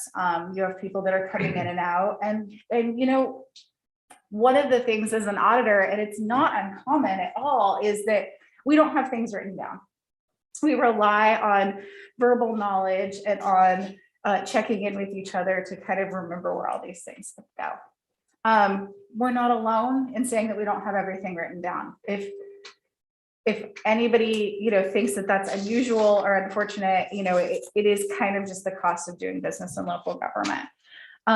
So that's kind of where my first process failure was, is that these were floating off in areas where we weren't necessarily looking for them. I didn't know that they existed. Other staff members didn't know that they existed or that they were responsible for them, because we've had a lot of people touching this process in the last couple of years.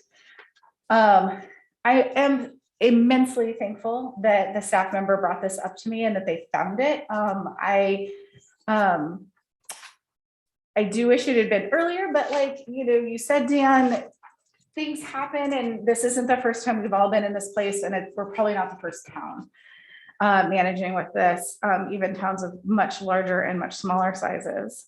So, we all got back on the 3rd of January, and we just began working on not only kind of remediating the current issue before we needed to finalize the warrant, but also kind of digging into as quickly as we could why these were missed. What was the root cause of the issue? How did we make this mistake? We also believe that we may have switched some numbers around in the verbal motion of Creechy wastewater. We're going to confirm that, and we'll bring it back on the 18th as a motion, because you also need to motion the warning. So we're already going to be around motioning the warning. We're going to have like 8 people check the tape. So the good news is that we've moved around budget items to keep the same bottom line. The bad news is that really the hit came from increasing the day-to-day level of service and highway maintenance. So that's kind of, that's a sad one to take down, because we know that our current level of service is wanting by some members of the community. We know that they would like to see light poles, any sort of graffiti cleanup, curbs painted, all of those sorts of things, sidewalks cleaned up a little bit better, and we're not going to be able to take that to the next level. And I was really excited about the idea of staff members with little red wagons with curb painting and weed abatement to do that kind of work. So that's where we are in the grand scheme of things. When I say 3, I should probably think about police and dispatch as separate ones. So let's just say 4. So the police and dispatch reserve funding, the interim director of police services, we were not aware that these existed and that there was a precedent for funding them. I spoke with him for a really long time. We looked over his budget. And he had been thinking about moving the speed trailer and message board fund from into the reserve if he was going to get a grant. He's now going to definitely push for that grant, and we're going to see what we can do to just remove that cost from the operating expense. There are some grant opportunities out there. So he wants to move that. It's about $17,700 into the reserve fund. Unfortunately, the budget for dispatch didn't include any significant items that can be deferred or removed. They run on a pretty lean budget, and everything they have has an annual component to it or is being used. But when I spoke to the interim director and we conferred on this, the communication center, as many of you know, has undergone a full soup to nuts remodel recently. They have brand new computers, brand new chairs, brand new desks. And they are getting also their portion of the new server is coming online. So we didn't want to ask anybody else to take a hit. So he has elected, he offered up that we wouldn't increase that reserve account for fiscal year 23, but that he would bring that forth to whomever is sitting in that chair to do $40,000 on the fiscal year 24 budget. Do you want me to keep going or do we want to go one at a time? I don't want to overwhelm the. I think that's good. Good. I think that's helpful. Okay. You want to talk about VA cutoff bridge matching funds then? Sure. Okay. I don't want you all to glaze over. I know sometimes it's hard when people talk for too long. We left this off and I wasn't aware that it existed as a separate line item. If I would have known, we would have found it during quality control because I would have known to be looking for it. It sits down at the bottom. So to remedy this issue, we're moving the funds, which is $225,000 from the proposed fiscal year 23 paving budget. Part of our ongoing discussions about work plans for public works has been how to continue to complete the paving throughout the town in light of severe constraints with supply chain and labor. Our contractors are not getting the stuff that they need and they're not getting the people that they need. So we're now behind by about 2 years. Fiscal year, let's talk about this in construction seasons. The summer of 2021, our first summer of COVID, and the summer of 2022. So we're now making headway, but we remain a little behind. So what we want to do that is we'll be encumbering all of the fiscal year 2022 paving line item so that we can put that into paving for the paving season of 2023. So we want to keep that up and we'll probably come back in fiscal year 24 with that full amount as well, hoping that we continue to make headway and progress on completing paving projects. Nice interrupt for a minute. Yeah, totally. What's the current 23 budgeted paving amount? And I can go find it. No, it's all good. I just need to grab my handy dandy spreadsheet right here and grab you. So we have 723,000 for paving. It's at 10,311, 318. It's in contracted services, so you're going to see some other stuff in there too. And so what you're suggesting is what might be left over from 2022 could be encumbered toward the reserve for the bridge payment? We'll actually take the bridge payment out of this 723 just to Okay. even it all up, and we'll encumber whatever's left over when we hit June 30, 2022. For anything that's left over for fiscal year 22, we're going to roll it into 23 on paving. And I don't know how much we've got there. I'm going to guess we got a couple 100,000 probably sitting in there. Okay, thank you. You good? Anybody else while we're pausing? Yeah, I have a question. Did you say the police reserve admission was 40,000? So where I like to start with this is just 20 in each. So 20 for police, 20 for dispatch. It's usually a nice round number, but isn't too much of a hit on a budget. So 20 for police, 20 for dispatch would be 40. Okay, I'm puzzled about that because I emailed earlier and I think the email I got back said 10 and 20, which means 30. I did say that when we emailed that while I start at 10, I think we probably 20 on each. I think we probably would have landed on 10 with dispatch just due to the amount of work that we've done in there, how brand new the facility is. Okay. So, I mean, you're sitting down with your department heads and you're like, what do you think? What do you need to do? Let's start with this amount and let's either boost it or bring it down depending on what you think needs to happen in the next few years or what you've managed to get done. I mean, and just relating to that, like, I think when we were getting the police and fire presentation, because, I mean, those lines in that reserve transfer section of the budget, the 921, like, there's all these, up to 2022, there's amounts in there, and then there's the lines through them. And I remember asking, like, shouldn't we be putting reserve funds in there? So so the department heads as well as yourself, like, we all missed that, like, it came up. It was part of the discussion, and anyway, I guess I'm just saying I share responsibility in that. But then I guess the other question to that is, and we can get to these later, but like, why did those columns go from those amounts to a straight line? I guess I assumed, like with the wellness coordinator, that they were being accounted for somewhere else. The straight line just indicates there's nothing in that field. Right, but what, so, Lanny, can you mute yourself, please? and we'll call on you in just a minute. I see your hand up, Lanny. Like, why would it go from 225 to 0? And why would it go, like, the curbside was 250 to 0? I guess my question is, did you think that they were somewhere else? So what I also learned is that when I print it out, I don't always see the empty lines as well as I should, because I was new to the database. And did I think they were somewhere else? Maybe. I mean, like, that was, I think, sort of what my,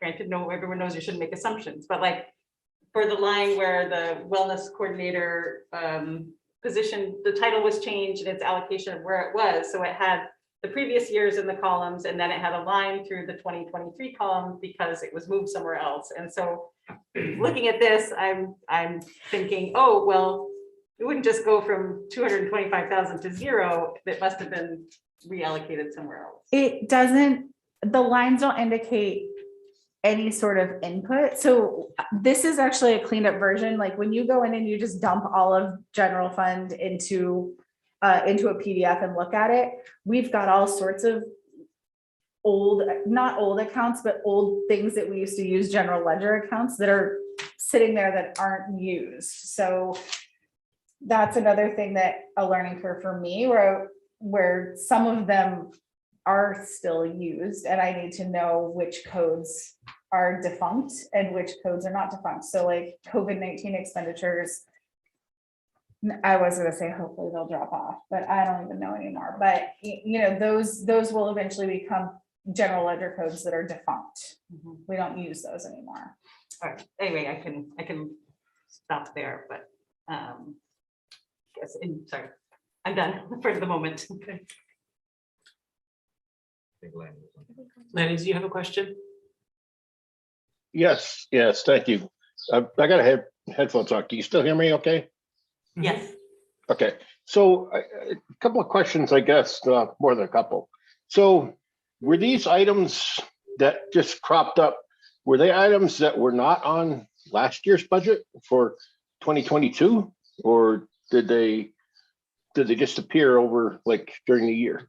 Were they there during this budget we're currently operating under? Yes, you'll see them in column 3. Okay, so they were in this year that we're operating in, but we missed them for the next year's budget. Yes. That we're going under. Okay. Yes. So my question is, who reviewed this? When you did this budget, did you get it reviewed to see, to have somebody else pick up those after you got it reviewed and before you presented it to us? Did you have it reviewed by Gail, who is considered by many to be the budget expert? Did she look at it?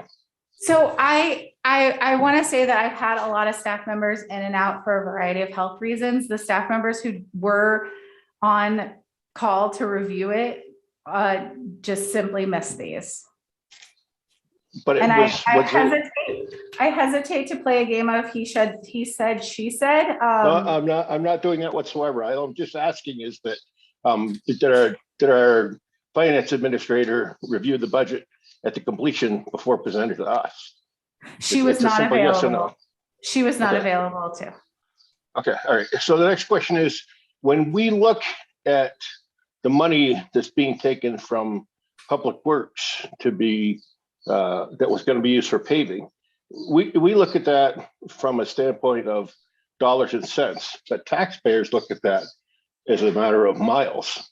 So the question would be, how many miles, and I see Hannah in the room, how many miles will now be covered or not covered because of this gaffe that was made? Are we going to lose the actual number of miles that the town is going to end up with for paving? Because the public works, let's face it, public works is the face of the town of Hartford. You know, everybody uses the roads, everybody has water, everybody has sewer, and it is the face of the town. And if there's one budget that really takes a hit and makes an impact on people, that's the public works budget. And I hate to see us cutting it as much as we are, particularly in paving. And we have to look at the fact that if we pull these funds from the 2021 that we're going to go towards roads then, and 2022 that we're going to go towards roads then. Well, eventually here we're cutting out roads. And I would like to know, not from a dollars and cents point, but from a miles point, how many roads are not going to get paved because of this situation that we're currently facing. And Hannah, I believe, would be the one to answer that question. Okay, Lanny, let me clarify, because we had a comment, a question, a comment, a question. And sometimes it can be a little hard. Is your concern is that, you know, as we haven't completed all of our intended paving or spent all of our paving money in fiscal year 21 and 22, you're wondering how many road miles aren't getting paved? Correct. Because of the fact that we did not, use that money, we encumbered it. Okay. How many miles does that equate to? All right, Dollars let's and give cents. Hannah, Yeah. let's give Hannah a chance to answer, because sometimes it can be hard if we got too many questions stacking up. That's exactly what I'm asking, please. So Mr. Collins, we actually don't have a calculation for how many road miles we necessarily address with the dollar value associated with the budget number we get, because when we propose our budget number, we don't necessarily know exactly which roads we're going to tackle and what treatments we're going to use and what the current pricing is. So whether we're doing full rebuilds or an overlay or just crack sealing, there's so many different price points that we don't actually have a number of miles we target every year. So the proposal to encumber the funds that we are likely to not expend this year, we're hopeful that will make up for the $225,000 for the VA cutoff. So right now, for our current fiscal year, our paving contract that has been out since July, our contractor was only able to execute $142,000 worth of work out of the nearly $600,000. The reality is with supply chain and labor issues, we don't believe that, and to no fault of theirs and no contract issues, that they're going to be able to get to everything that we would like to address in this current fiscal year. So our goal is to try to roll that into next year, even if it's broken up into two contracts, like maybe a fall contract and a spring contract, and get as much of those roadways addressed as we can. But my concern is that if we keep encumbering money, at some point in time, we're going to have so many roads that we have to have paved that there is some process of involvement with the town staff. Even if we have a contractor paving it, there's still staff involvement in planning as such. My concern is that we're just going to have so many roads that are going to have to get paved, and that's a direct impact upon the citizens of town of Hartford with the roads not being paved. And just with the low amount that you're able to get for paving this year, I'm not sure if, and I'm not saying it's a fault of anybody, but if I know you're going to get the roads that were tore up and repaved, but I'm just wondering about what roads that had planned to get paved that are not going to get paved. We're losing out on that. And maybe it's no fault of yours because the contractor's not being able to do the jobs, but I just, at some point, we're going to have to play catch up. So I completely agree that we're going to have to play catch up. And for clarity, we're not asking to encumber multiple years in a row. This is to encumber the current fiscal year's, whatever dollar value is left from that line item, our summer contracted services, into next year's. And hopefully we can just, maybe all this will be over and everybody will want to come pave our roads, you know. And what else is being, I don't want to say, I hate to use the word deprived, but what else is being taken away out of the budget that will have a direct impact to the citizens traveling the roads, using the water and using the the sanitary system and using the dump? I mean, I see that we're going to cut services in the waste management aspect, and I'm curious. Well, I see your eyebrows, but are we going to cut services there in order to gain some money out of that? I mean, I'm just curious where all the cuts are going to come from and the impact they're going to have for the citizens of the town of Hartford. I think we're kind of sitting on the VA cutoff bridge matching fund area, and this is the only thing that we're moving is this 225 on paving, and we can talk about curbside recycling next, perhaps, Dan, so that way we can stay one item at a time. Sounds good. Right, so Larry, you good for right now? Yeah, I just would like to have my questions answered at some point, but I'm okay to move forward. Okay, thanks. Kim, go ahead. So just to clarify for the numbers for the budget that we are going to have to remove, essentially, we're gonna, because we can't do anything about encumbering anything until the end of the fiscal 22 year. So we're just gonna reduce the paving amount by 225, and we're gonna put 225 under the line of the VA cutoff reserve. Yes. Okay, and we'll do that by the 18th. That's the. So depending on how tonight goes, Yeah. tomorrow morning, we're gonna do this movement internally in Unismart. We did all of these changes, so the bottom line actually doesn't change. We're not increasing anything. We're moving stuff inside the framework. But we're still gonna remove it just for clarity purposes. And that will be reflected in the budget that we'll see. Yes, version. because also our illustrious HR manager is in the middle of town report, and this needs to get Right. finalized and printed. And we'll still revisit the next, the curbside. But so right now, like we basically had a brief discussion about the police and fire reserve and the VA cutoff bridge, and then next is. Yep, that's kind of, all right. So quick question. Yeah, go ahead. Okay, thank you. So as far as, I'm just trying to understand the trailer, that the speed trailer that the emergency services department wanted, that's not going to be funded. Instead, the money's going to go towards their reserves. Is that correct? We're gonna put it in the reserves, and Bobby thinks that there's a grant opportunity where we can reduce or eliminate the actual cost of that piece of equipment. There's a lot more stuff coming down from the state than. I thought I understood that, but I just wanted clarity. Thank you very much. That's it for this. I'm just curious.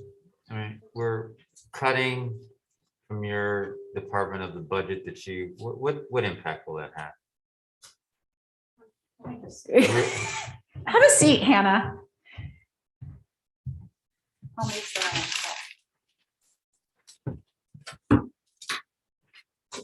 Wait, are you moving on to the curbside? Just a general question, Joe? Yeah. Just a general question. Okay. So just for clarity, broadly, the proposed cuts to cover the curbside recycling, that is essentially eliminating the increased level of service that we were asking for Public Works.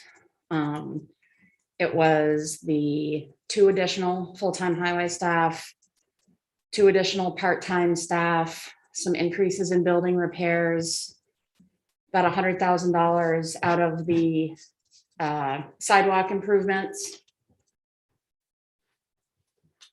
and some kind of nickel and dime things out of the other line items. I got it. Thank you. thing. Can we do, yeah. Well, I mean, I mentioned this earlier to Tracy, could we maintain some of that level of service if we postponed implementing the parking meter expense for a year? Which we estimated at, I think, 225,000. Let me double Yeah. check. We have 200,000 in parking meters. I mean, I think the board could consider deferring that for a year if it meant the Public Works. I mean, and I would defer to Hannah to decide if what that might, maybe if it's deferring one of the full-time employees or one of the part-time employees, but I mean, anyway, I think that is something to consider. Can I say something? And Kim, because you just brought this up, we need to look at this again. I mean, and the reason I say that is because now we're kind of ad hocing, by memory, things that we can do. I don't want to deconstruct the entire budget and then redo it again. But we need to really look at this again and figure this out and not do it right now in this forum in the hour or 2 hours or 4 hours that we're here. So I'm good. It's only 4 o'clock. The alarm auto sets at midnight and I actually don't know how to do that. I'm sorry? The alarm auto sets at midnight and I don't actually know how to unalarm I it, just- so. And it's more because you fortunately said something that we can do. And I don't want to do this on the fly. It was a mistake made. Well, let's look at this and get this right and present it to Hartford, and so this will pass more than anything. I'm to say that I'm not disappointed in this is I am, but we are where we are right now, and I think we all kind of need to look at the budget again and see where we can figure this out. Mr. Chair. Yeah, Ally then does. Yeah, I hear that, Joe, and I mean, and I'm not sure, maybe other board members have different thoughts, but it seems like to me, certainly the big disappointment is needing to pull back services in Public Works, and I know that 330K is quite hefty. I would be of the mind just to also put on the record and say that if we have 200,000, for parking meters, if we can, I hear you, Joe, and that we don't want to be doing things totally ad hoc. And I think on the 18th, if we do have a meeting on the 18th, that would be an opportunity to dig deep. But for us to start thinking now where some of those big items are that are these maybe nice to haves that we were thinking about, that maybe we need to defer because Public Works services are, so essential. I think we all understand that for sure. So I wonder, if Tracy and more ideas might come up, if we can, at least in this meeting, start to be thinking about what would be another solution in order to be able to maintain that level of intended service for Public Works, and to maybe have some options going into the next meeting to drill into a little bit more on the 18th or whenever our next meeting is on the topic. So let's go to Dennis and then we'll go to Kim. Thank you, Mr. Chair. Yeah, I was trying to wait till the end, but now we've opened this can of worms, so I'm interested in what Joe was suggesting, I think. Hey, Lanny, do you mind muting again, please? The tropical birds are interfering with us. They're so lovely.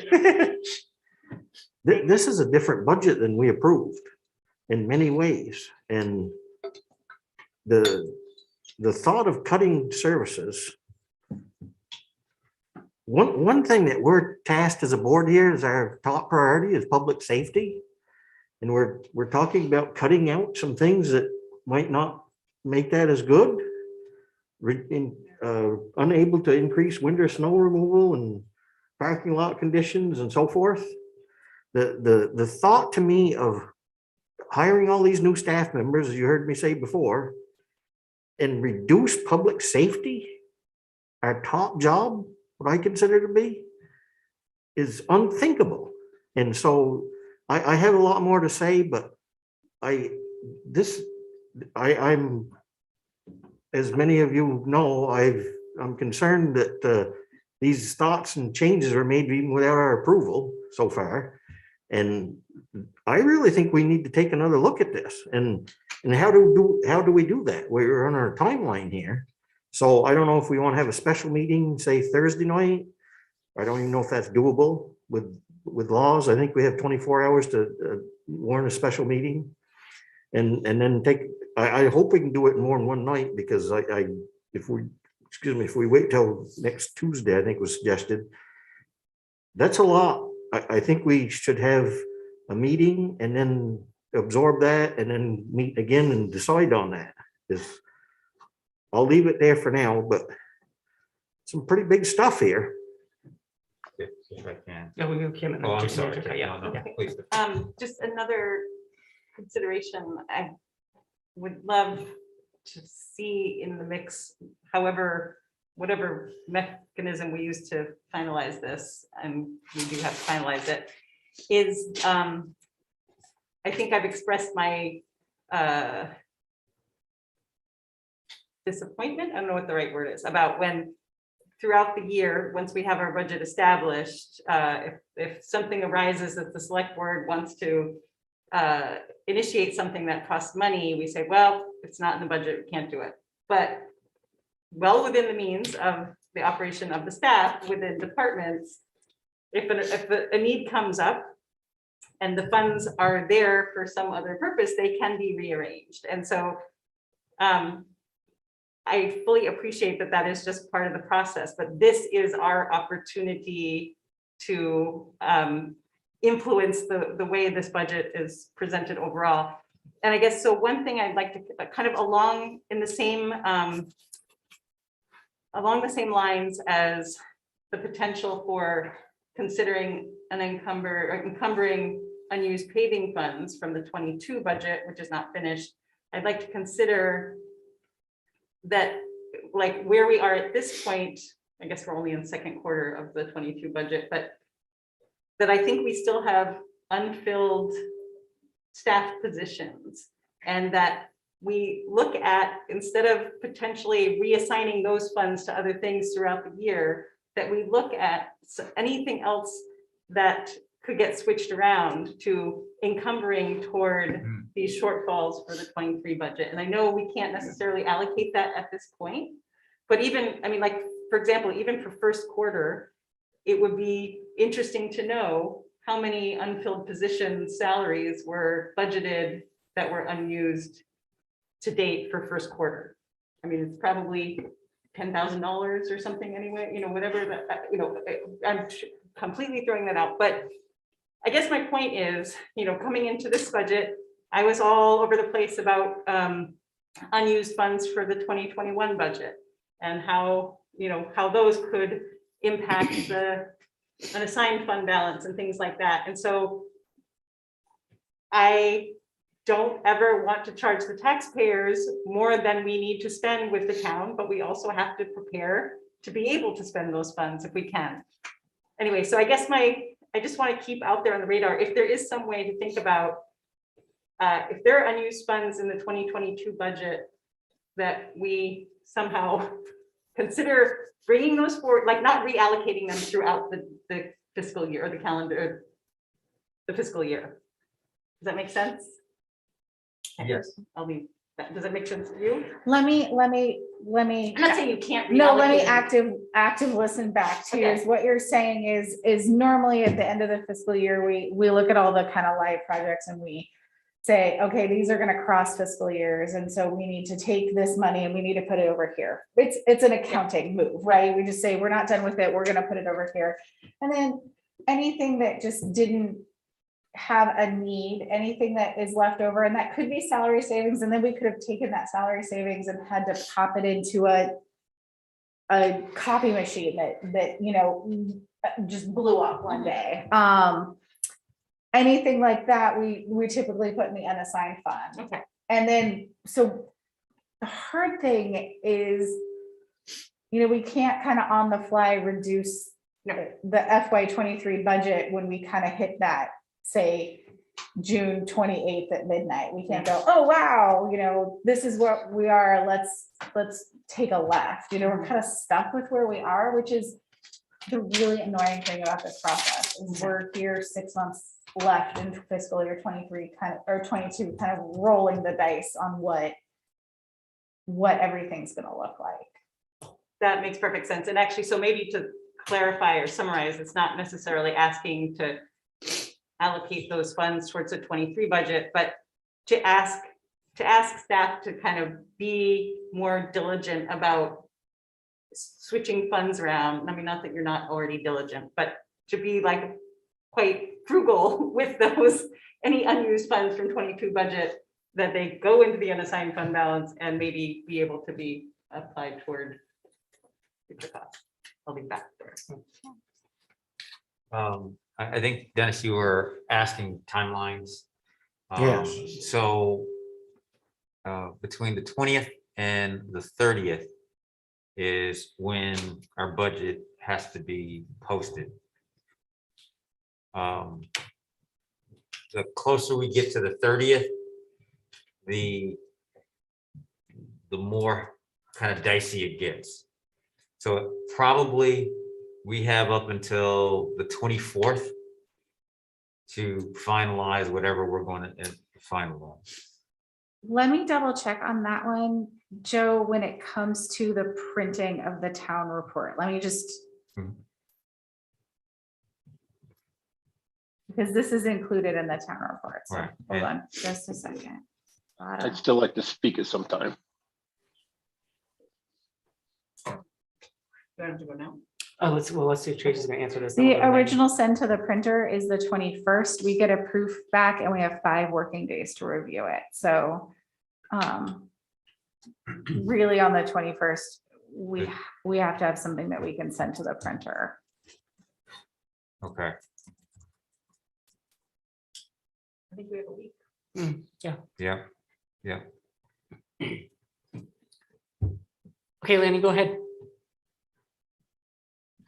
Thank you. Yeah, I firmly agree with what Joe said. We gotta do this thing basically again from scratch. And as Dennis said, Public Works is something we want to take care of. But my concern is that we're just looking so far at taking money from poor Public Works, and that's the area that gets hit all the time, and it's a shame for services that are to the town. And I asked before about the possibility of reeling back a little bit, maybe, and have 2 firefighters and see what sort of impact that would be along with the overtime. So I think we have to look at all of the things that were proposed to add to the budget this year and do a re-examination of those to look where we want to go forward. We cannot just, pick on poor Public Works to keep cutting from there and saying we can take away from there.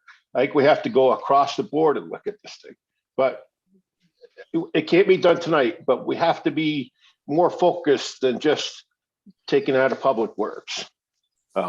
That's my concern. Thank you. Thanks, Lanny. Just as a point of procedure, 24 hours of a warrant for a special meeting. So we have to warn it 24 hours in advance. So thank you, Tracy. So do people want to potentially look at Thursday night and then the following Tuesday, which would I think be the 18th? Is that correct? Yes. Is that I'm available. for Thursday? Does Thursday give you enough time if we're asking for certain projections or estimates or what things would look I like? guess that's we want to be able to look at some stuff. Let's talk about what that looks like, and then I can, because right now I'm still kind of feeling like a little bit of nebulous thoughts over here. So I can't say yes or no without saying, what are we looking at? And I think what I'm hearing on the table is kind of getting a baseline of, and I don't know where Chief Cooney is. I hope he's sleeping actually. But he's probably gonna text me in 3 seconds. You know, what that would look like if you want me to look at from 4 to 2. And we can see if he's available on Thursday to come in and talk about that. Or we can get him in remotely if he doesn't want to come into the building. And in terms of like small things, the smaller we go, the harder it is, because if we're looking at $330,000, $500 here and there is going to be a very painful, exhausting exercise. And we're going to kind of increase our risk of misadding on those. So, you know, that's kind of the only other concrete thing I'm hearing from you guys. But in terms of personnel, in terms of those numbers, those are fairly easy to crunch. I just don't know from Chief Cooney's perspective what that would look like operationally. And we also need to, so, I mean, basically, we could go through, but if Tracy and staff have the next 48 hours to put these together, then we also need to review them. But I mean, we could do it together to some extent. But I guess I would say, please put parking meters on that list. Yeah, good. Dennis, go ahead. Thank you again. Yeah, during the process, I had asked the town manager for price tags for each one of these new staff members that was approved. And so I think that would be handy to have that, you know, this person costs this much, so on and so on. So if we come down to what I thought we were going to do before anyways, is negotiate this, and we're trying to save a little over, well, it's not a little over $500,000 here. We can say, you know, picking out this or this gets us to that goal. Those, a price tag on those would be useful, I think. What I think I'm hearing from you, Dennis, so I'm going to write it down so we're clear, is, and what I'm going to say is the phrase fully burdened. So it's not just salary, but benefits. Right. And if memory serves, we have a spreadsheet that's that provides that, so you can see the breakdown. Okay. And I've heard the word. And I'm sorry, Dennis, I want to be clear, and you're just talking employees that are going to be added on, new employees. Is that accurate? Or Yes, new employees, Okay. the new employees, and it would be good. There's not much, but there's some equipment in there too, if we wanted to toss that around. Knowing price, we're gonna, it's either go with this plan, which I'm not in favor of this at all, or make some, curtail some of the new stuff that we're gonna get. And so price tags on all that would be handy. If we get into where, you know, we'll eliminate this, and this, it'll get us to the $500,000 or so, and we'll be good. So Dennis, can I ask one more clarification question too? Do we want to sort of maybe give Tracy a directive for some guidance and say, we want to look at anything that's a $50,000 or more ticket item that's new, either equipment or employee wise? Is that kind of what you're saying? So that Yeah. we're not going down to the nitty gritty where we have every line. Yes, I think that would kind of be, meets halfway. that would maybe. be helpful. Okay, let's not try to fall below $50,000. So we're not going to look at, should we still join the Vermont Right. No, Right. Clerks So Association? anything, any new equipment or any new person or something like parking use, anything that sort of is $50,000 or more that's sort of new and different and added to revisit those. If it's 4 firefighters, what would 2 look like and those kinds of things. So, yeah, sorry, Dennis, go ahead. no, they're good. The other thing I just was going to mention, because it's coming up, is the parking meters, and I think sidewalks are mentioned from somebody. And of all these things in this budget that I did like, those particular things was things that I would hate to see curtailed. I mean, the sidewalks are in terrible disrepair and need to be fixed. And I'm very sad that we didn't get the meters last year, but we've made a good attempt to put them in. And this is, nobody likes parking meters, including me, but versus a parking facility garage or having meters to help our situation, which is only going to get worse, more things opening up downtown. I would definitely like to keep meters in this. So that's where I'm at with that. Thanks, Dennis. Just go down. Ally, anything to add yet? I'm good right now. Thanks. Joe? Mike, Oh, thanks, Dan. I just wanted to mention that I voted against the parking meters, so I would be very happy I to see remember that that. back on the table. Thank you. You can again. Well, and I don't know if, timing wise, what the impacts would be, but there is gonna be all that phase 2 on South Main Street, if that would even make, I guess we're talking about funding. It's a whole different It's a whole ballgame. different calendar. It's a whole different pile of money, and it's in terms of, it's TIF bonds. So No, I it's know, I'm not- just thinking about timing. Like, would we not even be able to do parking meters while phase 2 is going on anyway? Ooh, it's a little late for my brain to. Okay, that's fine. Okay. And I think one thing that would be extremely helpful is if, when we revisit these options, if there is a mechanism for us to do that calculation of what the increase in tax is on a $250,000 house. I think that's a real basic way for us to just conceptualize. Totally. Like, I mean, we can look at 19 million versus 17 million, but to be able to say, and then also this week, I think the school is working on their budget, and I have no idea what kind of, what the school's gonna be throwing at the taxpayers for this year, and we'll be interested to find out what that looks like too, so. Joe Turner has been hanging out online, but we can see if he can come back on Thursday as well. With that. With formula. his magic, with his assessor magic. Kim, does Lanny have his hand up? Anything to add or not? No idea, and we do have some public. Yes, I do. I do have something to add. Okay, go ahead, So, Lanny. Okay, yeah, so one of the things that I really like to have going forward, this is no disrespect to you, Tracy, but Gail Alstrad, our finance administrator, has done an awesome job on budgets in the past. And I'd really like to have her go through what we've got and not try to poke holes in it, but to see, get another second opinion on her, have her read into this. And I'd also like her present at the meeting that we do, because I consider her an expert on this budget, and she's been with us a long time. And I really, if we could have her word on this and her input, it would really be appreciated. Gail is here this week. She's on call for us. She's actually probably watching right now.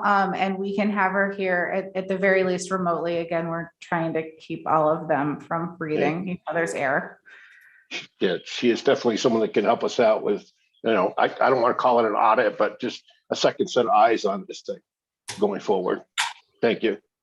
That's it. Thanks, Lanny. Yeah. Okay, so Marcy has had her hand up for a long time. Does Marcy want to speak? Yes, Come. please. Hi, Marcy here again.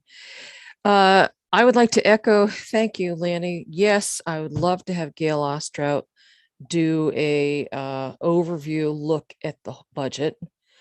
She's phenomenal. I mean, there are people who we pay who are worth their weight in gold. She's one of them. Thank you. Our town clerk, there you go. There's another. I really am struggling with the idea that we're adding this many new people at the expense of our public works budget. I guess I have some questions for Hannah having to do with that.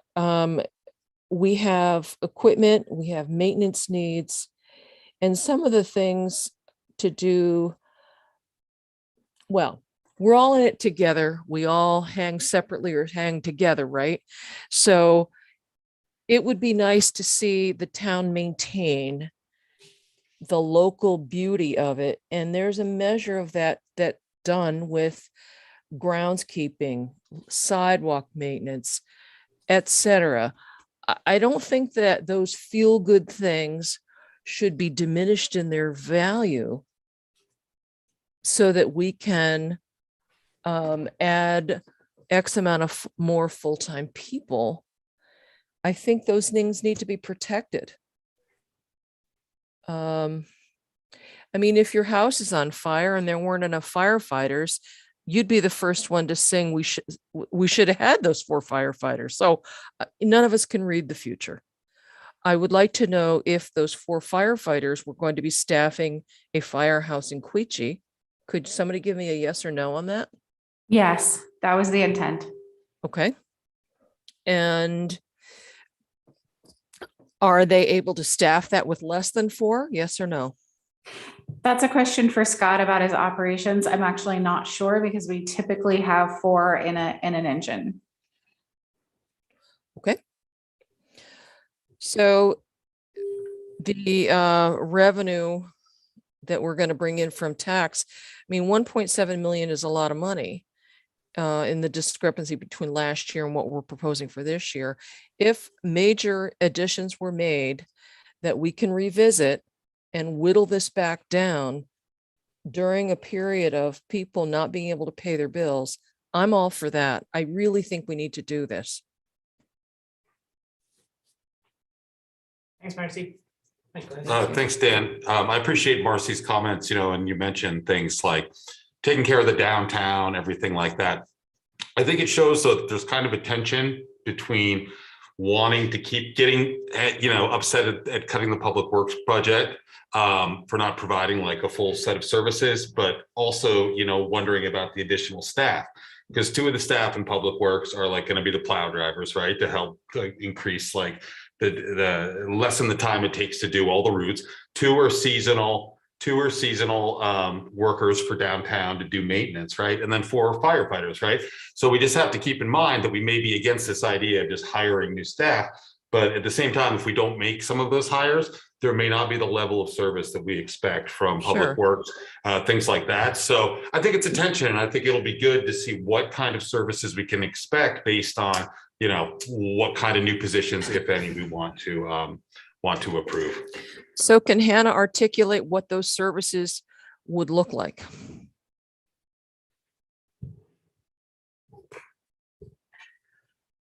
Our intent with adding 2 additional full-time year-round staff to our highway department, as Mike said, thank you, is that hopefully we can cut down on the time it takes to do some of our plow routes. Right now, to do a standard 3-inch snowstorm, our plow routes take about 6 hours. The average in Vermont for a plow route, whether it's for the state or for municipality, is between 2 and 3 hours. So we're really significantly understaffed for our road miles, and we're always proud to say we have the most road miles for any municipality in Vermont, but we're also, really not staffing them the way we should be. Annually, the state of Vermont continues to increase our requirements for how we maintain our roads to make sure that there's not sediment and pollution getting into our waterways. So that means more grading, more ditching, more road shaping, calcium chloride. So the expectation from the state keeps increasing. Our infrastructure continues to get older. That's just a fact of the matter, that nobody anywhere in the country is keeping up with it. And so that's our goal, is to really start coming closer to a similar level of service that other towns our size are providing. Yeah, let's go to Dennis. Then we'll go there. Yeah. Thank you again. Please remind me about the highway workers, because I remember, which is not good. I believe I remember we were having a DPW clerk and a mechanic for either you or the fire department. I'm drawing a blank on in this budget if we were having actual highway workers. I know we had a couple of recreation folks in this budget, but I don't remember just extra additional highway people in this budget. Yep. So my original presentation, I did ask for funding for 2 full-time additional highway employees.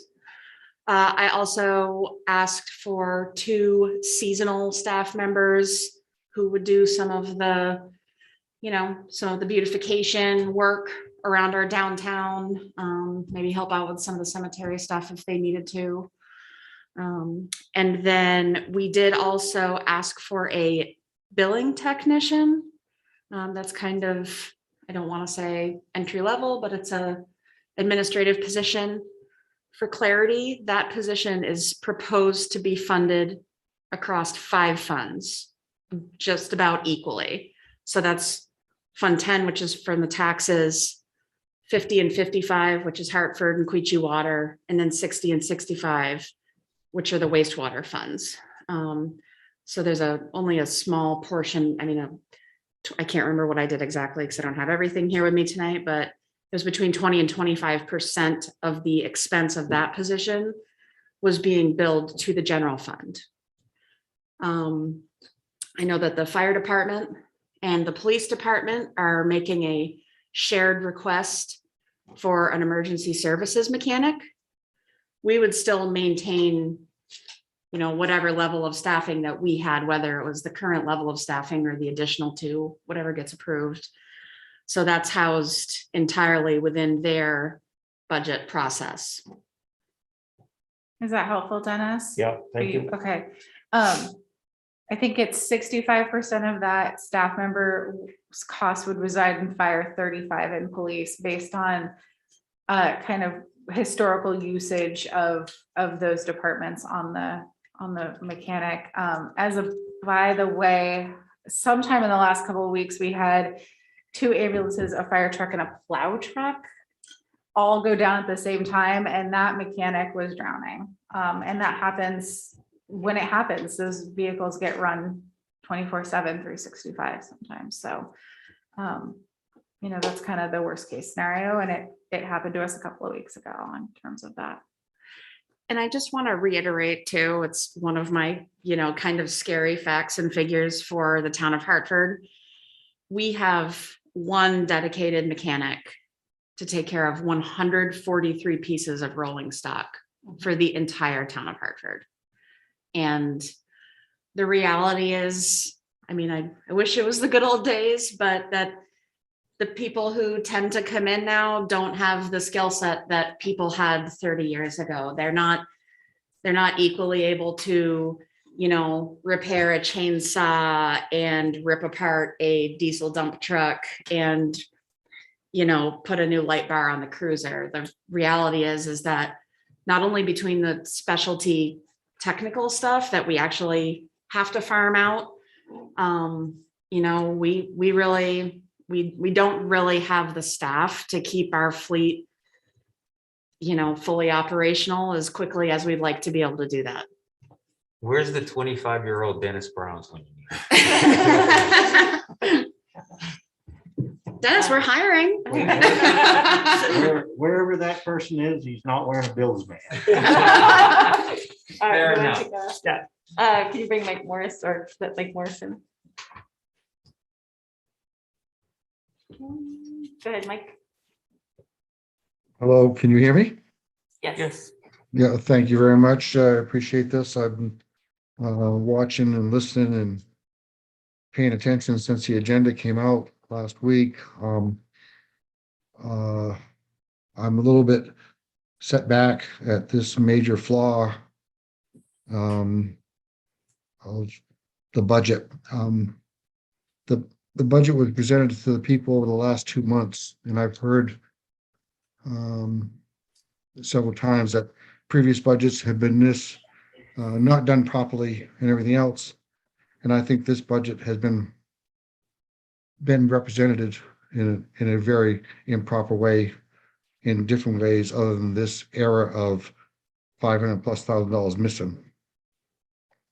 I feel now that the budget was flawed from the very start, misrepresented to the people, to the board, to where over 2 months of budget presentations.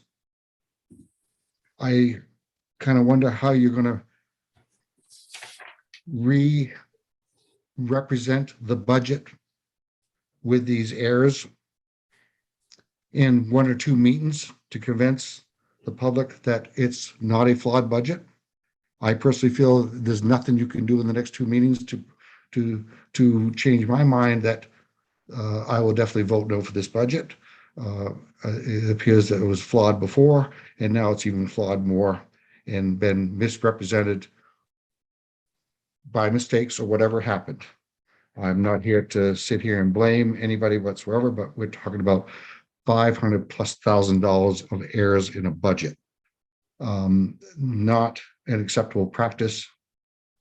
If any one of you on the board sitting in this meeting, watch this meeting, ordered a car and you go to pick it up and you find out it's not the color you ordered, the engine size, the transmission, or whatever, but it's still the same price, you would not accept this.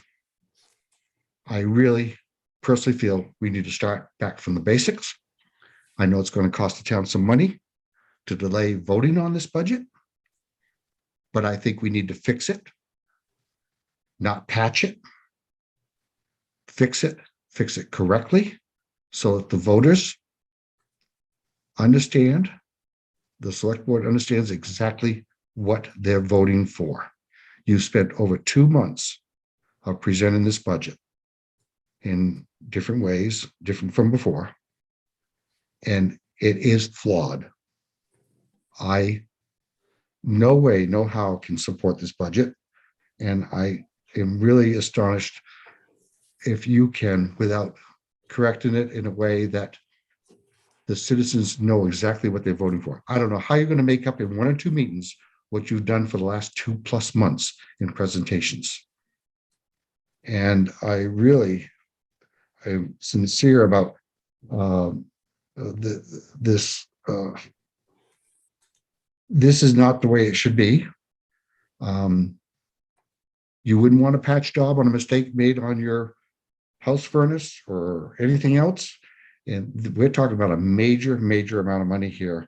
And the taxpayers trust in you, in how they spend their tax dollars, and how we're going to move forward from this. I really would like to see you start from scratch, redo it. I don't care if it costs the town $5,000 or $10,000 to have another vote on it. At least it'll be fixed right, not a patch job. And I think right now we're trying to do a patch job on a mistake, regardless who or what or how it happened. But how are you going to change 2+ months worth of representation in 1 or 2 short meetings to the public? I don't think that's fair to ask of us voters. So I've watched the meetings. I've heard that the previous budgets were presented incorrectly, that previous administrative staff or whatever, it was done wrong. I've heard that supported by some of the select board members. But this one has been done completely wrong. I think you all recognize that. I think you all know that. Now I'm asking you all to recognize that, and let's correct it and do it right for the citizens in the town of Hartford to do what's best for them, even if it costs a few $1,000s more. That's my request. That's my explanation, and you take it from there. Thank you. I mean, I would just like to say that it is unfortunate that we are here in this position. Our goal is to come up with the best solution to this issue that we can. I personally have capacity to spend significant amount of time on this in the next week to be able to essentially go through line by line through the budget again, and I'm committed to doing that. And if the rest of the board is, I think that we can resolve this in this week. Is there anyone else online? Mr. Chairman. Danny? Yes. Yeah, I'd like to respond to Mr. Morris. I understand that there've been mistakes made on this from the start, Mr. Morris, and I agree with you. I think that one of the things that we need to do, and it's been suggested, and hopefully it will carry forth when we do reconstruct this budget from the scratch, is to get Gail involved in this thing. The budget expert is Gail, and it's a shame that she was not involved in this from day one, but with her involvement in this next phase, we'll hopefully get this squared away, and perhaps Tracy can learn a little bit about the budget and how the formulation is done. And I'm not saying that all the errors are Tracy's, but there's got to be some learning available that she can get sort of mentored from Gail and how the process was done in the past, because I think we've all had a lot of faith in Gail's budgets. And I think that'll be a big help going forward. It's been done, it's done, we can't undo it. And to play the blame game right now at this point is not gonna do us any good. Let's get it fixed and then examine the best way going forward. And if we can, at that point in time, take care of some corrective actions. But right now, we just gotta fix this thing going forward. Thank you. Mike, Thanks, Dan. I just want to, mention that Lanny's comments. I mean, you're saying don't play the blame game, but I think you kind of are with the comments you're making towards our town manager. I just don't think that's appropriate. Something happens, thing was left out, and we're going to take care of it. We're committed to get this done. I don't know that we are going to do this from scratch. That's not really my decision, but I think we're committed to trying to get this done so people can vote for it with some confidence. Thank you. is there anything else online, Kim? No. Okay, good. So I think at this point, we're going to go to, I think Heidi wants to make a comment. And I think we will not, just to be clear, we won't take any more comments from the public after Heidi. And then we'll just sort of wrap this up and figure out which way to go. Heidi Duto, White River Junction. No disrespect whatsoever here, but from the Facebook page that we have and online, I'm going to tell you, people are not happy with this budget. People can't afford this budget. I've sat through many of sessions listening to what's been proposed, how departments want and need things. I hear a lot of good suggestions, but people can't afford what's going to be proposed. This budget as is, I believe, will be shut down at voting day. So when you meet to try to fit in the missing lines, you may want to scale back, because I think when we go to voting day, I really truly think this budget's going to be shut down. Therefore, you're going to have to meet again, and you may have to meet after again, because people are not going to be able to afford this. People are really struggling out there. I've tried to tell you this. They're really, truly struggling. People don't have well-paying jobs. Some of them are struggling to pay their monthly bills, their weekly bills. Everybody goes to the grocery store. You walk out paying more money with less in your hand. People can't do it. Yes, we all want 4 firefighters, but can we get by with 2? Can we get by with less? That's what I'm bringing to you. So when you do meet, stop and think, can we get by with less? Can we scale it back some more? Because people can't afford this budget. I'm just telling you, I'm not blaming anyone for anything, but you have to think to yourselves, can we scale back? Just bring that to your mind. Stop and think about it. Some of you have good paying jobs. I'm fortunate. I'm one of the fortunates that I try to help people as much as I can, but not everyone sits in a very well sitting spot. And you have to consider, we have a large situation here in town where you have elderly people. They're fixed income people. They can't afford extras. Some of them live with family, but not everyone. Are we gonna put them out on the streets? They're gonna end up losing their homes. They're gonna end up losing everything. Is that what we want? No. We have to consider every single person within our town. So please, I beg you, please consider that. Thank you. Okay. I think just, is there anything else that anyone wants to contribute to this list that? No, I just want to thank Tracy and Hannah especially for looking at this and trying to come up with a way that was easiest to find this money by shuffling things.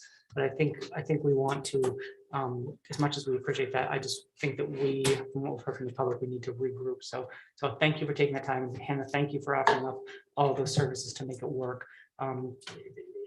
we appreciate that, but hearing from the public and we just want to make sure that we are all clear on the same page and we want to look at things again. So I think giving you some guidance, getting Gail involved, looking at anything that was $50,000 or more, new employees, does that give you sort of enough of a starting point to go from? Is there anything else that I missed that people want Tracy to look at with the department heads? Kim? Well, sorry, do we want to meet on Thursday or Thursday and Tuesday or just Tuesday?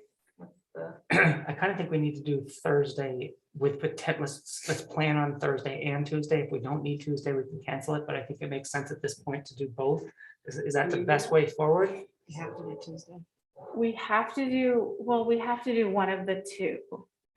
Well, no, we have to do Tuesday. We have to do Tuesday because the petitions close Thursday at 5. So we will be just a little too close in terms of logistics. If there is something random that none of us know about that's on a petition that's going to come before on the vote. I mean, I don't think that anything is out there, knock wood, but something could be coming through that none of us have heard is coming through. So that's why Tuesday for finalizing the warning means all of those doors have closed to people in terms of any petitions. Can we say something? Well, I have a different question, so I'll Yeah. wait till we're done with that.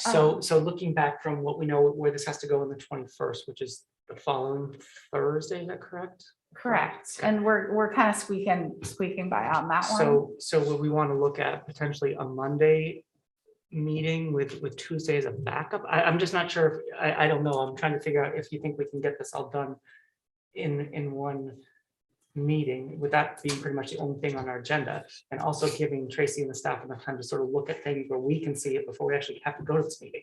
Is what I'm trying to balance all of it. Yeah, Joe. If I would like to give us a little cushion. Yeah. You know, so if we could do Monday, and then, you know, if we have to meet again on Tuesday, do Tuesday, but I just, we don't know what we'll come up with. Right. I can't do Monday. Can't do Monday. I mean, it doesn't mean I'm out of town. Well, I mean, We that's can't- important. Yeah. I mean, I think we want everyone here to, I mean, I'll could do be honest Thursday. with you, you were the catalyst to come up with this plan, so I think it's important that you're here. I think it's important everyone here, all 7 of us. So the only other thing that we could do, we could have another fun Friday night meeting, which I don't know if people want to do that, just so we have 2 options. Well, oh, because it's got to be by the 21st, is that Right. accurate? Yeah, So we've got, and that's kind of squeaky, right? Yeah. Like really the 18th, So 19th is kind of Could it be Tuesday, Wednesday? 18th and 19th. is that too close for the 21st or not? So what I think I'm hearing from all of you is come in on the 18th. We will get this all squared away. And then come in on the 19th and have a final warning. I think we need 2 days in case we can't get it all done. Yeah, Monday. We because wanna have a- we the don't wanna only be- funky control thing that we need to think about is that, you know, we need to, it can get really difficult to make sure that we're keeping our ducks in a row if we're motioning on one thing on the same meeting that we're finalizing the warning. So ideally, we motion on something and then the next day come back and say, yes, here's the whole warning. So from what I'm hearing, if we can do Tuesday, Wednesday. The 18th and 19th. It does, the Wednesday does conflict with another meeting for me. Yeah, I can't do the 19th either. Okay. Sorry. Kim, was the Monday, you couldn't be here at all or not, or just, could you be here virtually? I might, I'm supposed to be like on the road on my way home, so Oh, I okay. don't know that I'm. Okay, no, I wasn't trying to pressure you, I just, Mr. Chairman, Yes, are we gonna actually try to cram 3 months worth of budget into 2 nights? I mean, we have a lot to discuss and go over. I just think it's a tremendous amount of material, but try to cram into 2 nights worth of talking. And even though everybody hates the idea, Friday or one of the weekend days is, I think, got to be included on this, because There's a lot to go over here. Yes, Lanny, that's what we're trying to do, is we're trying to find 2 nights before the 21st so that we can do this. That's correct. But, I'm thinking more than 2 nights though, because I don't think that 2 nights is enough. It's adequate, because we're talking about 3 months worth of presentations that we're gonna have to go back through and at least No. look at different points from every one of them to bring forward. Unless you want to try to go through and get some ideas tonight. 2 nights is not going to give us enough time to get an adequate budget together. I think we're feeling, most of us in the room from the comments and nods I heard, they feel that 2 nights would be sufficient. And we've given Tracy some guidelines for getting Gail involved, anything over $50,000 in new positions. So we're not reinventing everything start to finish. We have a lot of stuff that is still pretty concrete that we don't need to change and look at. So I think it's doable in 2 nights. Let's go to Kim and then go to Dennis. Yeah, and also Lanny, I think a lot of the work that is gonna need to be done is what we're gonna need to do on our own time. Like basically do our own research. If any of us wanna go back and watch the videos of previous presentations and or go through the current version of the budget versus previous versions of the budget on our own time. We're not gonna do that all together. So basically we do our own homework and then we either come with, either email questions in advance or try to do significant things. We're not going to pull apart every piece of every department, but new items over $50,000, new positions. And I guess parking meters will be included in that because they're over 50,000. Does that sound reasonable, Lanny?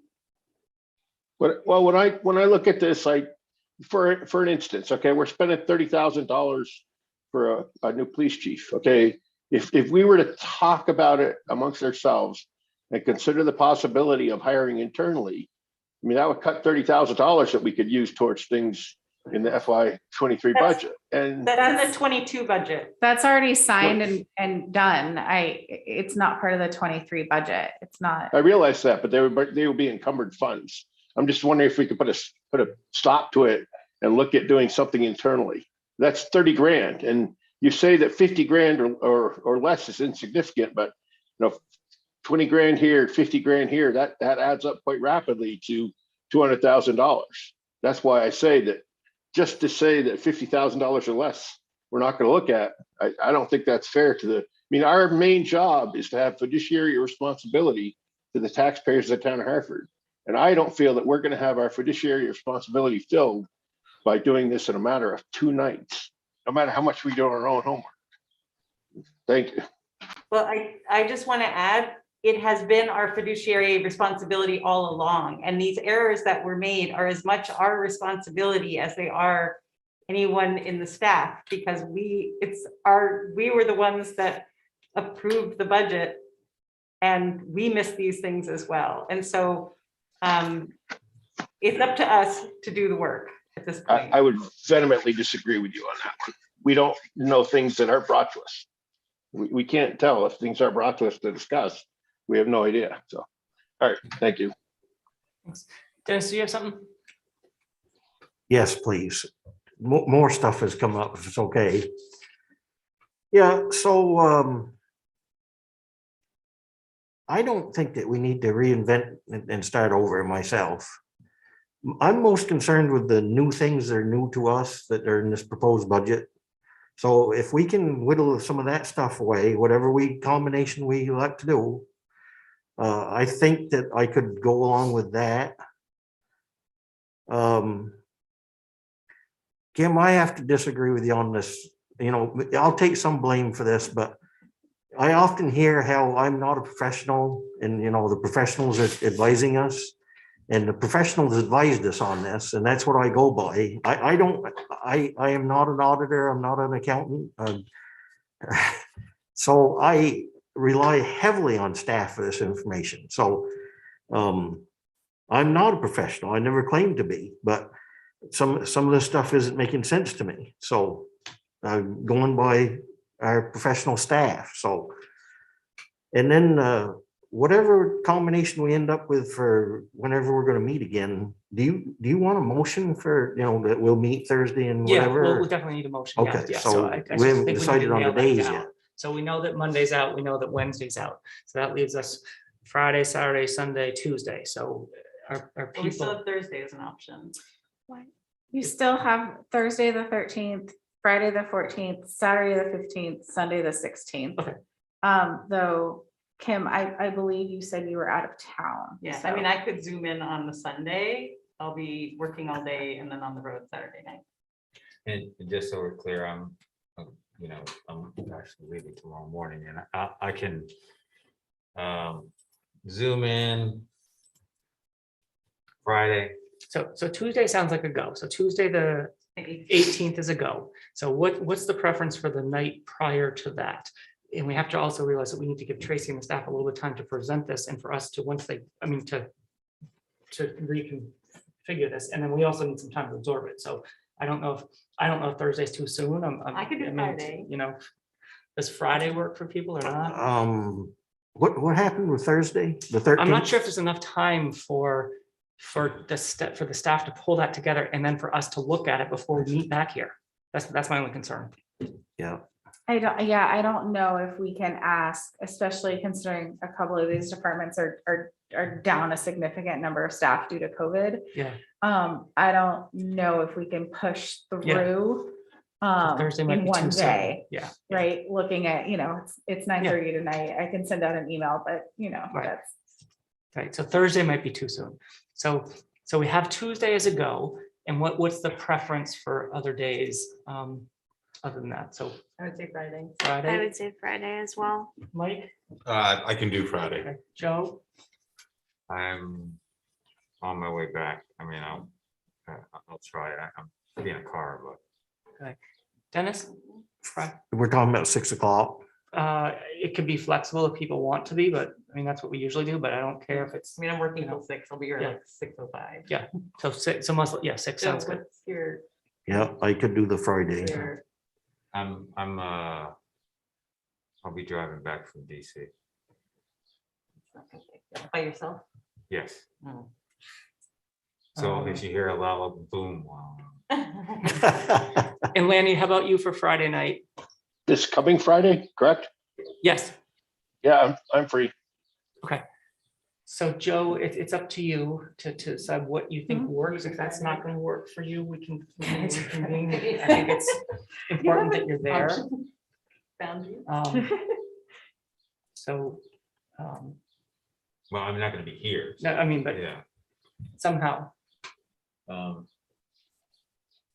It sounds like this is the only day that works for everybody other than Tuesday, if I'm not mistaken, and Wednesday's not an option. I mean, I hate to say it, y'all haven't necessarily kicked Saturday to the curb either. I can't do Saturday. Okay, there we go. Should we fly you home from DC, Joe? I don't want to get you on a plane either these days. I'm purposely not taking planes. Good idea. I mean, is Monday, like, I could stay an extra night where I am and zoom in. well, Monday's fine with me if it is for other I people. mean, It Monday's is Martin fine. Luther King Day. Monday, Oh, yeah, Monday works, yeah. Monday does. Yep. Lanny, Monday, does that work for you? Yeah. Interesting though. I got a 9 3/4 hour flight and I don't see the concern towards me. So that's fine. But Monday will work.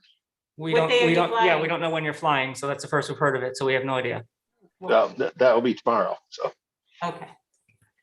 So tomorrow is Wednesday, so. yes, So we're talking Monday and Tuesday of next week, yes, so that doesn't impact your flight. no. Okay. Okay. I told you I could do Friday. I could do Monday, Tuesday. Sure. That works for you?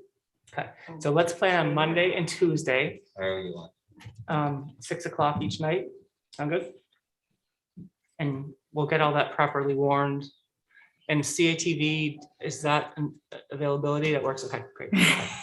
Perfect. Thank you for remembering them. Dan. Lana? Kind of So a you must- want a motion, Dan? Well, we can do it with the consent agenda. Sorry, what? We can do the Yes, meeting dates yeah. with the consent Yes, thank agenda. you, yes. Because Yeah. it's already got on there that we need to add the 18th, so we Yeah. can add the 17th when we do. the Okay, not consent. move it separately. Yeah. Right. yeah, Okay. Good. Okay, good. Okay, that's done. Great. Okay, so then let's go on to reauthorization of face covering rule. Home safe or drive safe. Thank you, Hannah.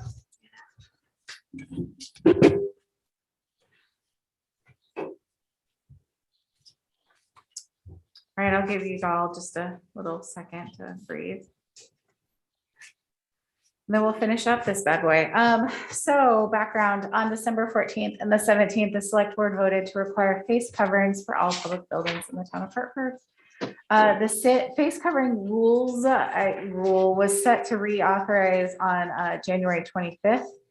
However, we received an email complaint that the board's December 17th emergency meeting was not authorized under that specific section of the bill.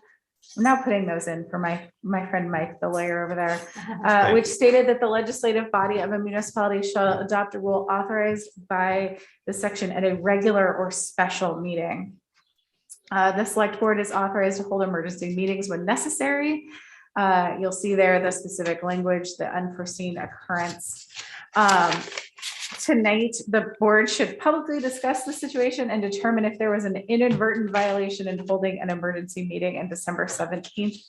And then I've got a couple of recommended next steps courtesy of our legal counsel and VLCT. Great, thank you. Questions, comments, discussion? Mike, Should we just, the motion to ratify it to be safe? there's no discussion. I'm okay with that. My only question, my only question was what the distinction of the 45-day, like it has to be,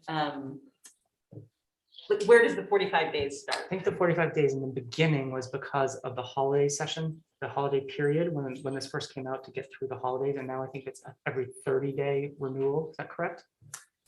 You know what? You said that and Because I think the totally timing lost of it my- made it sort of, initially it had to be 45 days, otherwise we 30 ended up days. like, and then I think it became a may 30-day. renew renewal. it subsequently for 30-day 30 periods days, to the yeah, end of 45. April. So what we'll do is depending on how y'all land, then it goes in the tickler file for February, beginning of February. So we're saying we would ratify it today, and it would be 30 days from today that we would either rescind or renew Yes. it? Yeah. Okay. Or, and we can do it prior to that if we felt like we could rescind at any time, but it's Yeah. good for up to 30 days and then we'd have to renew it. We want to rescind the original one just in case it was legally binding in some way. So Well- you're, oh, I'm sorry. Oh, I'm sorry. Well, so my question is because the first one we did in a regular meeting and then it was this additional, just the additional stuff that was tacked on in the emergency meeting. So it doesn't feel like we need to totally backtrack on what we did initially, right? Because Right. now we're just adding. Right. It was advised that we just put it all in one document and have y'all re-sign on one document, Okay. just so that way it's all in one place and it's clear that this is all happening with all of you right now, right here. Okay. Duly warned, blah, blah, blah. So what we're ratifying is what the addition that was discussed in the emergency meeting. That's what we're ratifying right now. Yeah, so the, Yeah. yeah, the phrase ratify any action taken at the meeting would be that specific one, but we did reauthorize the whole thing for you. So that way we can start the whole clock over again. So that way one isn't necessarily expiring before the other. Thanks. Just to be clear here, so like we have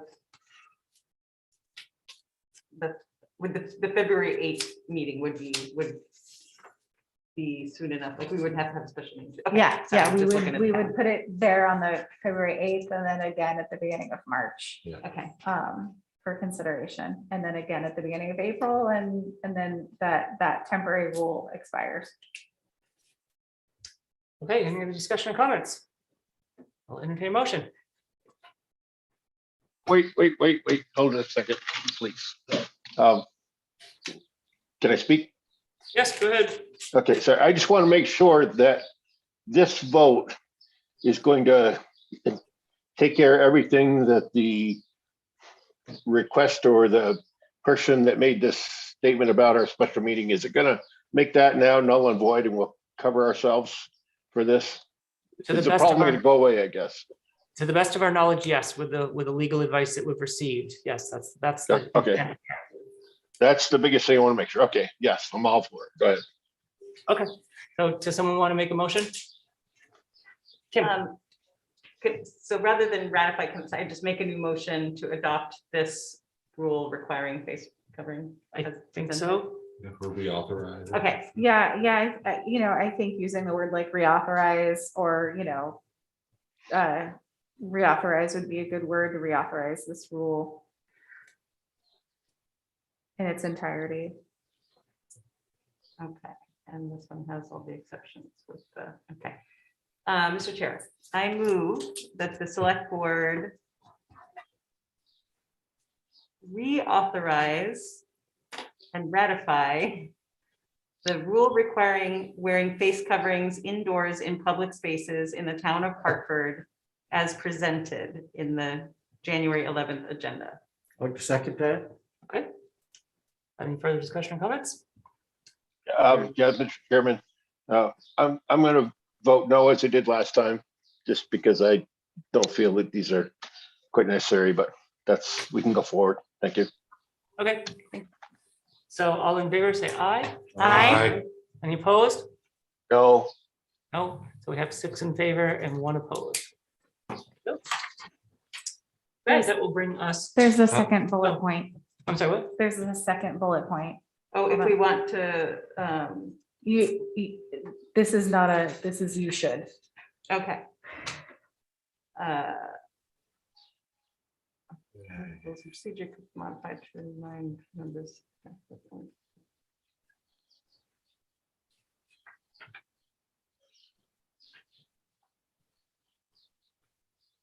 So can I move that we amend the board rules of procedure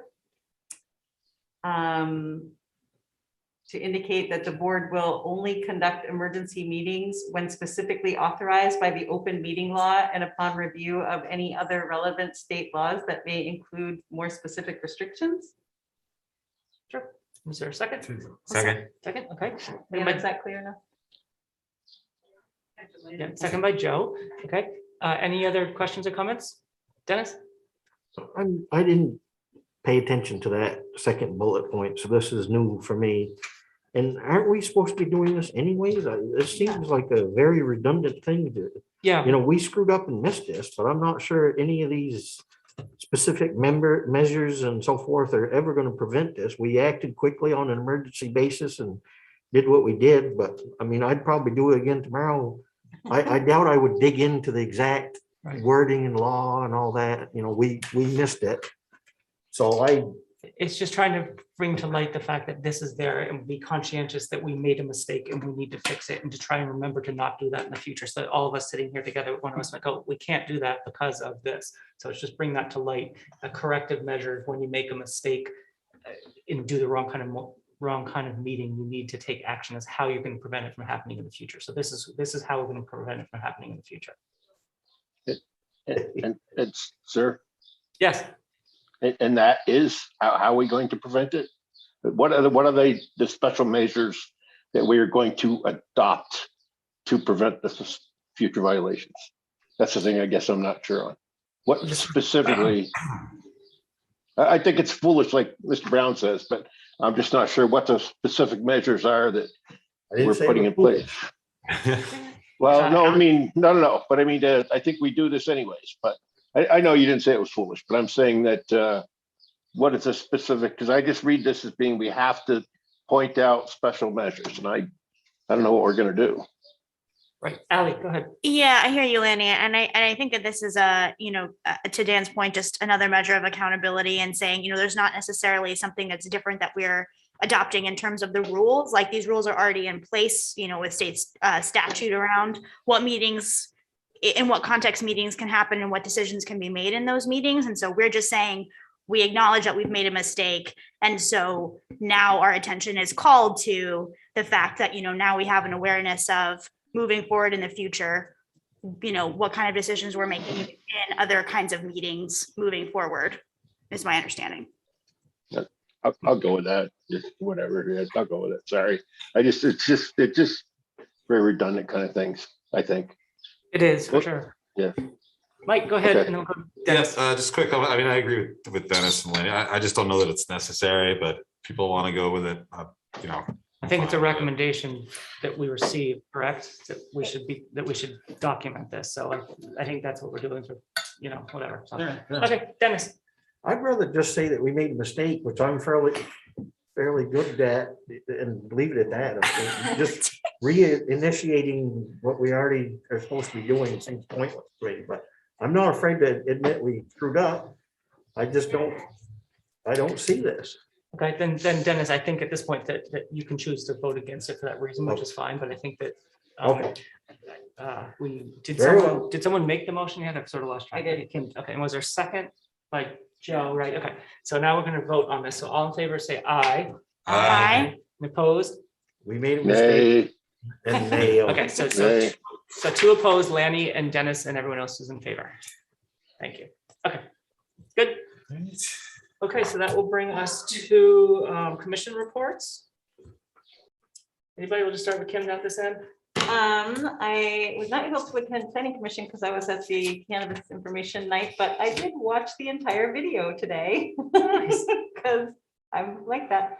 And they heard 2 applications, one for Northern Stage's new outdoor courtyard theater that they implemented during COVID last summer as a sort of a pilot, and it was such a successful endeavor that they're now going forward with permanent permitting process.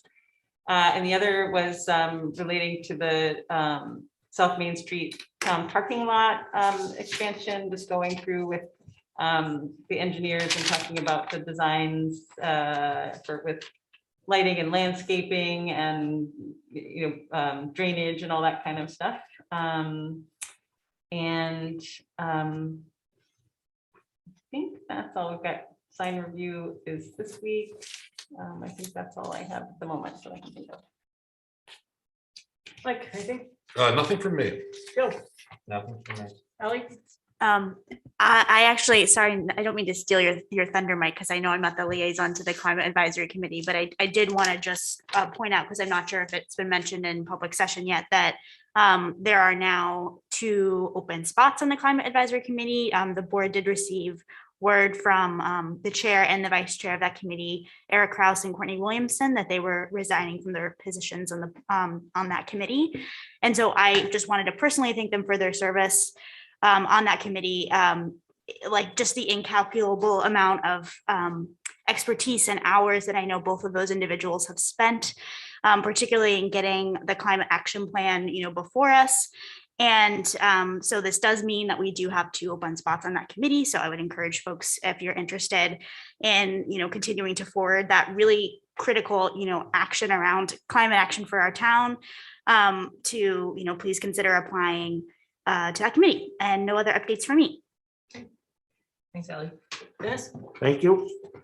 Yes, I'll make up for the other ones that didn't speak, I guess.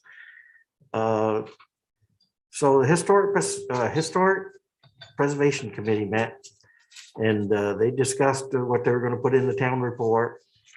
They're also looking into their bylaws, taking a careful look at that. They're looking at their charge, and particularly their section 4, because this relates to their relationship with the Planning Commission. They're supposed to be advisory, but there's some questions whether how much advisory or what their role is. So they're going to look into that. I think that's an important thing for them to do, hoping that they can collaborate with planning members. I'm going to note this for at least that meeting. Yeah, I guess all 3 meetings, that they were all hard to hear.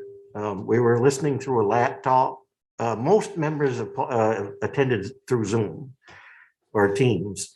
And the audio was coming through the laptop, and we could just barely hear on most all these. And I talked to Matt Osborne about this, that he had at least 2 of these, and he said that they're purchasing a speaker so that when we have remote meetings, that they'll be able to hear better. The members that are present will be able to hear better. So I was glad to hear that. Moving on to zoning. They had some technical difficulties as well. They met in this room, and Joanne Ells was going to use the large screen, but apparently the connections or something had changed, so we had to work through her laptop. Only some members could be seen, and it was difficult to hear again. So I know that things are gonna happen to hopefully correct that. They had 2 applications and they both passed. One was for the town of the Main Street parking lot, and the other one was Northern Stages' desire to have the outside theater. And then the last one is the Conservation Commission. And they have a new member. They introduced Ted Levin, their new member. That was good. Somebody made the comment to the commission that they're seeing more traffic in the town forest and less wildlife as a result. So they've been made aware of that, and they're thinking about that comment. That's a tough one. I mean, we want recreation and people enjoying the forest, but you know, if it's having negative effects, we should know that too. They're still working on the upcoming timber harvest that we heard from the chair earlier. I already spoke about the hearing issue. They're still working with the Mountain Bike Association on language on their contract that they're coming up with that's agreeable to both entities. They can't say enough about the Hartford Area Career Technology Center, about helping out, keep cutting dead things out of the trails and things that have fallen in the trails. They're learning while they're doing it. There's also 4 new wayfinding signs up there. I've only seen one of them myself, but it directs you to get up there. A lot of folks that want to use that can't find it. So this is helping that. I learned a new bird that I've never heard about, initiated by their new member, Ted Levin, about the kestrel bird. I'd never heard of the kestrel before, but now I have. And I believe it's related to the falcon family. So I'll be interested to see what they come up with there. And they discussed their goals and priorities for the future of the commission. And they're talking about on February 12th, a snowshoe walk in the town forest. And I know we had discussed, the rec department has this as well, some snowshoe walks. And they might combine efforts with the rec commission to do that. So instead of just going for a walk, they may learn some more about the town forest. And that is all I had. Thank you. You sure? It's been a while since. You've been busy. Lanny, do you have anything to add? You know, strangely, Mr. Chair, it's odd that people didn't want to escape 6 degrees, ice and snow, to come out to 85 and green grass and bright sunny skies. I don't understand it, but no, I don't have any things there. And tree board is Year of the Tree, as we just heard about tonight. And the Energy Commission is working on something called window dressers programs to do inserts for windows. And that's where we are. Thank you. Okay, so now consent agenda. I think so. Anyone else want? Okay, go. Mr. Chair, I move that we approve payroll ending January 8, 2022. Approve meeting minutes of December 14th and December 17th, 2021. The AP manifest of January 7, 2022 and January 11, 2022. And approve meeting dates of, do I need to say special meeting? Approve special meeting dates of January 17th and January 18th, 2022. Sure, we can add special. I don't think we have to, but it's fine to add special. Okay, Anyone want a second? second. I'll second. Second, Mike, any questions or comments? Hearing none, we'll call the question. All in favor, say aye. Aye. Unanimous, thank you. No executive session tonight, so we'll entertain a motion to adjourn. So moved. So moved by Ally, second by Kim. All in favor, say aye. Aye. Aye. Unanimous, thank you very much.